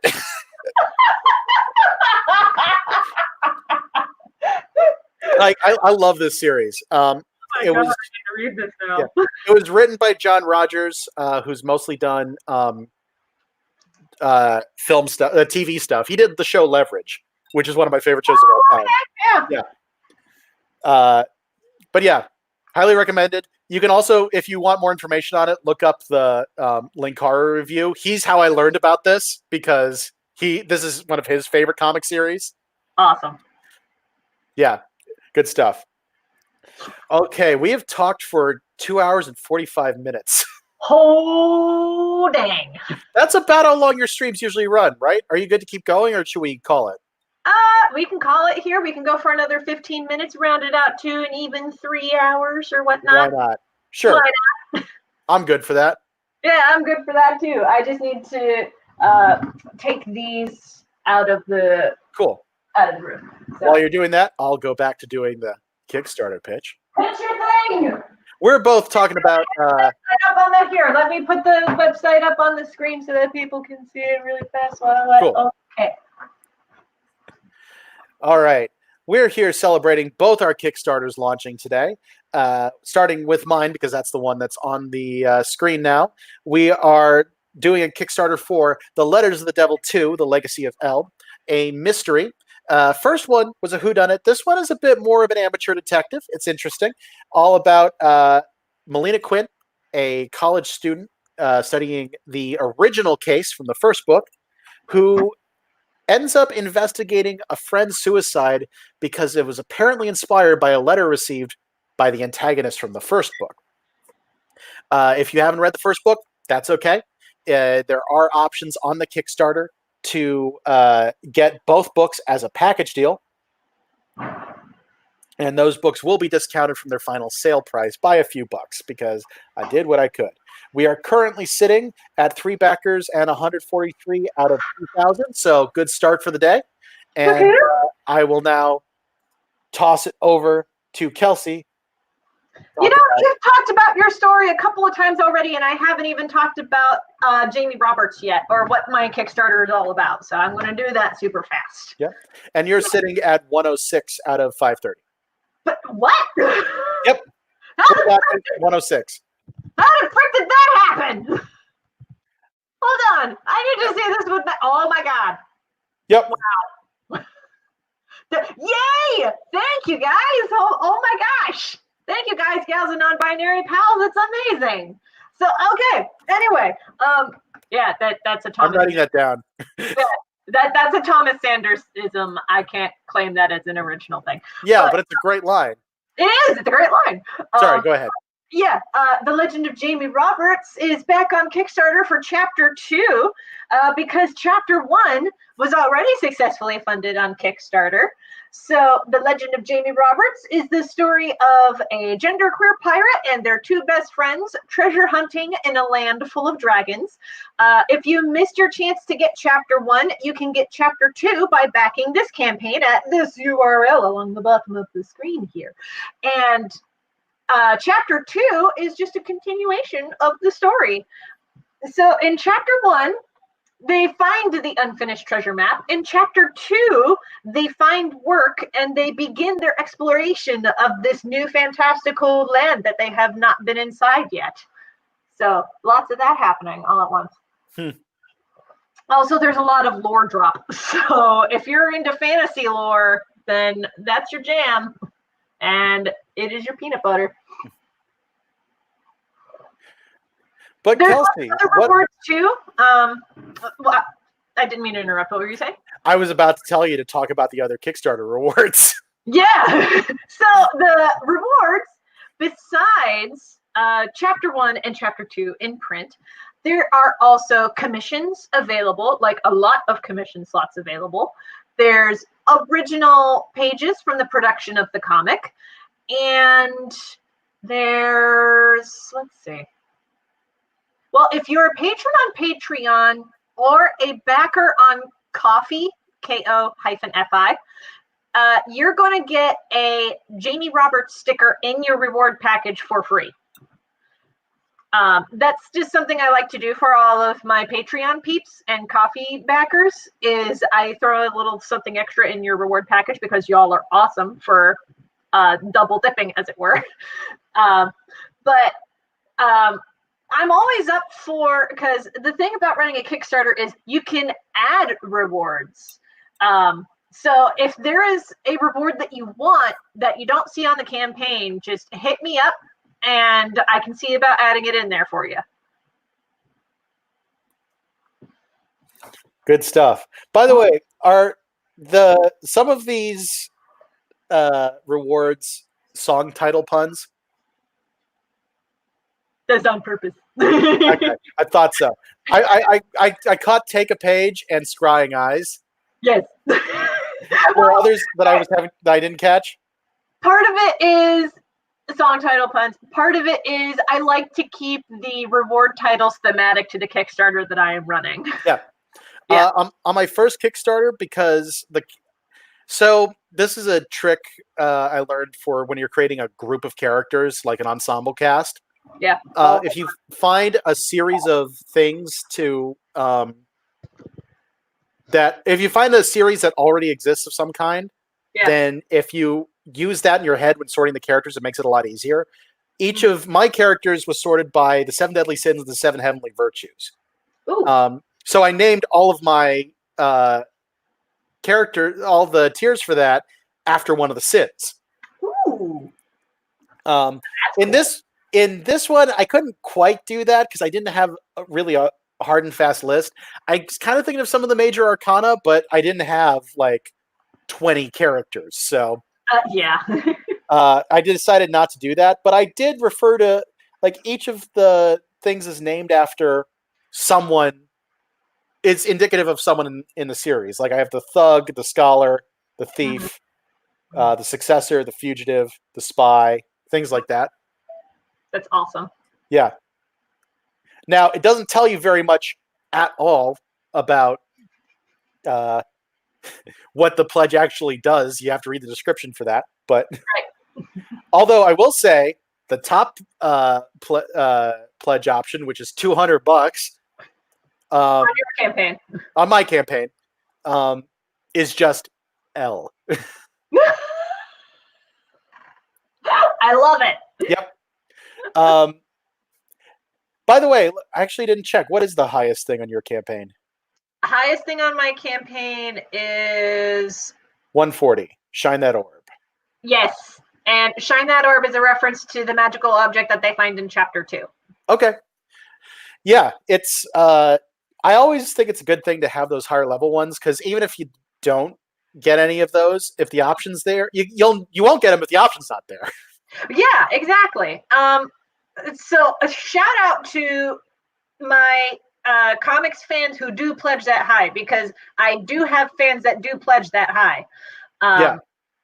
They're usually like the only ones at those levels, but I love having those options there for those peeps. Exactly. And like I have on my last Kickstarter, I had a $150 option and a $200 option, just as some of the higher stuff. Didn't get anything for the 200, but I got some for 150, and I almost guarantee that's because people saw that it was the second highest and thought that was easier to do. Yeah. Like it's a very good strategy. Yeah, it really is. Yeah. And honestly, like I put those up thinking, no one's going to do these. I'm going to be lucky to clear this at all. And it was just like, oh, okay. Some people do want the super expensive ones that are cost me so much less to make. Oh, yeah. They cost time, so the prices are fair. They cost time and a lot of extra effort, but it's nice when material costs get to be a little bit lower. Yes, that is really nice. I'd rather keep material costs low, as it were. Do you fill out your FAQ, by the way? Hardly anymore on the Kickstarter campaigns, especially since maybe it's because I've done so many, but I think Kickstarter has kind of stopped asking. It's kind of stopped asking me to fill out the frequently asked questions, as long as I fill out the risks and rewards part. Yeah. Yeah. You don't do a cost breakdown on your thing, do you? I have a bullet list of what the asking goal covers, but I don't make a pie chart. I didn't see the list. Is it under risks and rewards, or did you put it somewhere else? It should be in the main story blurb. Oh, okay. That's why I didn't see it. I went straight to risks and rewards. Yeah, no, I put my breakdown right in the main story blurb so that people can see it. Yeah, I try to, honestly, I try to keep the actual main blurb, like the Kickstarter page, as short as possible. Right. How many ISBNs do you need? Are you doing 2? Because you're doing a digital 2, or? What was the question again? Oh, Jessica, you take it off? This has been a fun stream. You two should do something like this again. Yes, we should! We absolutely will. This was great. Yes, this has been marvelous. I love having guests, and Ben and I, like, we can talk for days. Yeah. Yeah. But yeah, I'm asking about the ISBNs because I see you have 150 set aside for it. Oh, the ISBNs. Okay. Yeah. So for the ISBNs, I'm just asking for the print ISBN. Okay. Something I'd recommend, Mhm. ISBNs don't go bad. If Yeah. you know you're going to be using a lot of them, Yeah. buy them in bulk and they get way cheaper. I've heard that. The thing is, I don't have the budget to buy them in bulk at the moment. I'm trying to remember And how much by it bulk, is. I mean I can't buy like 10 at a time.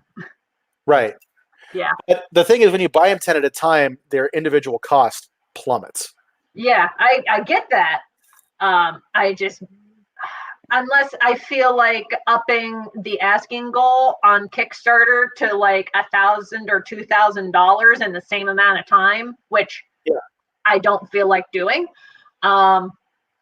Like I'm just going to keep it to just the one ISBN Okay. and just have the PDF version for folks who back the Kickstarters Mhm. and Patreon patrons, because I don't sell the ebook versions outside of Kickstarter. So there's not really any point in having a second ISBN to me. But if I feel like I want to sell ebooks, then I will put that in the asking price. Gotcha. But I'm not really. I've been thinking about getting into ebooks, but at the same time, like the ebook market is just wonky from what I can tell. Yeah, it's. I had some problems with it actually. Oh yeah, So I do my printing through Ingram Spark. Yeah. They've got some problems, but they're one of the most affordable, and they do get your stuff everywhere. Yeah. But I had real problems with the ebook for my first one, because I paid them to, distribute and handle the EPUB and do all that, hmm and I checked a few months later, and they hadn't actually distributed it anywhere. And I reached out to them, and one of the big things I found out is that because I had a fixed, well, I'm trying to remember what it's called, fixed layout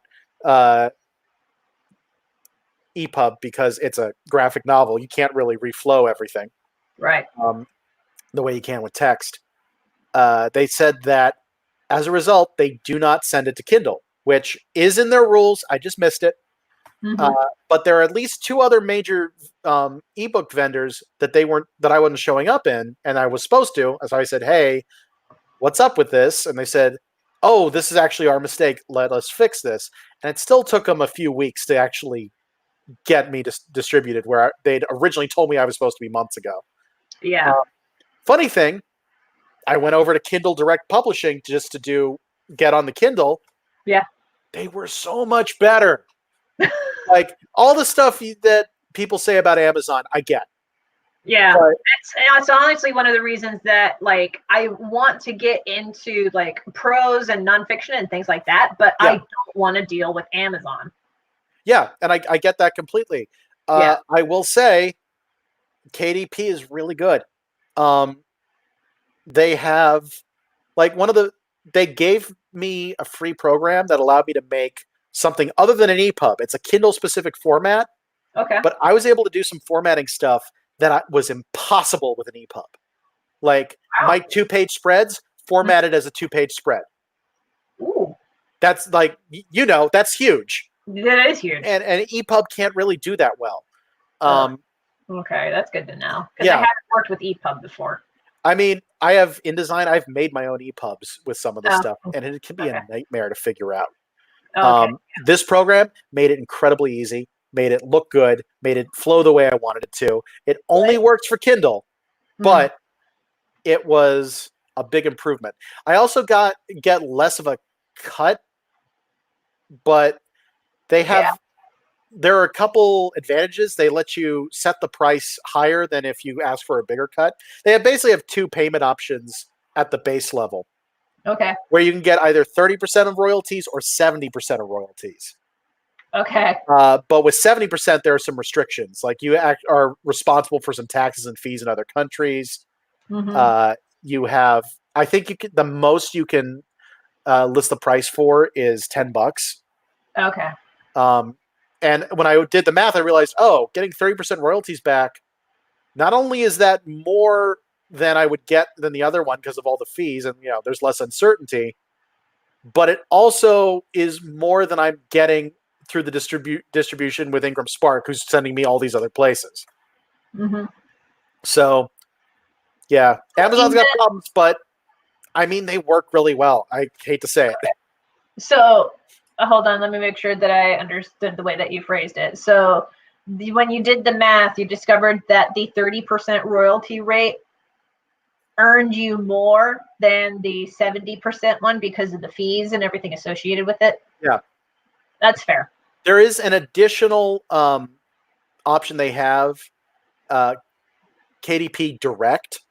Okay. Which gives you a better deal than that. The catch is you cannot distribute any other digital form of the comic. Like, you can't be on the iBook store. You can't be like, I didn't do it with my first book, because not only was I in the iBook store eventually, but I had a webcomic version up, and I'd have to take that down. Oh, okay. Yeah, no. Yeah. For us, no.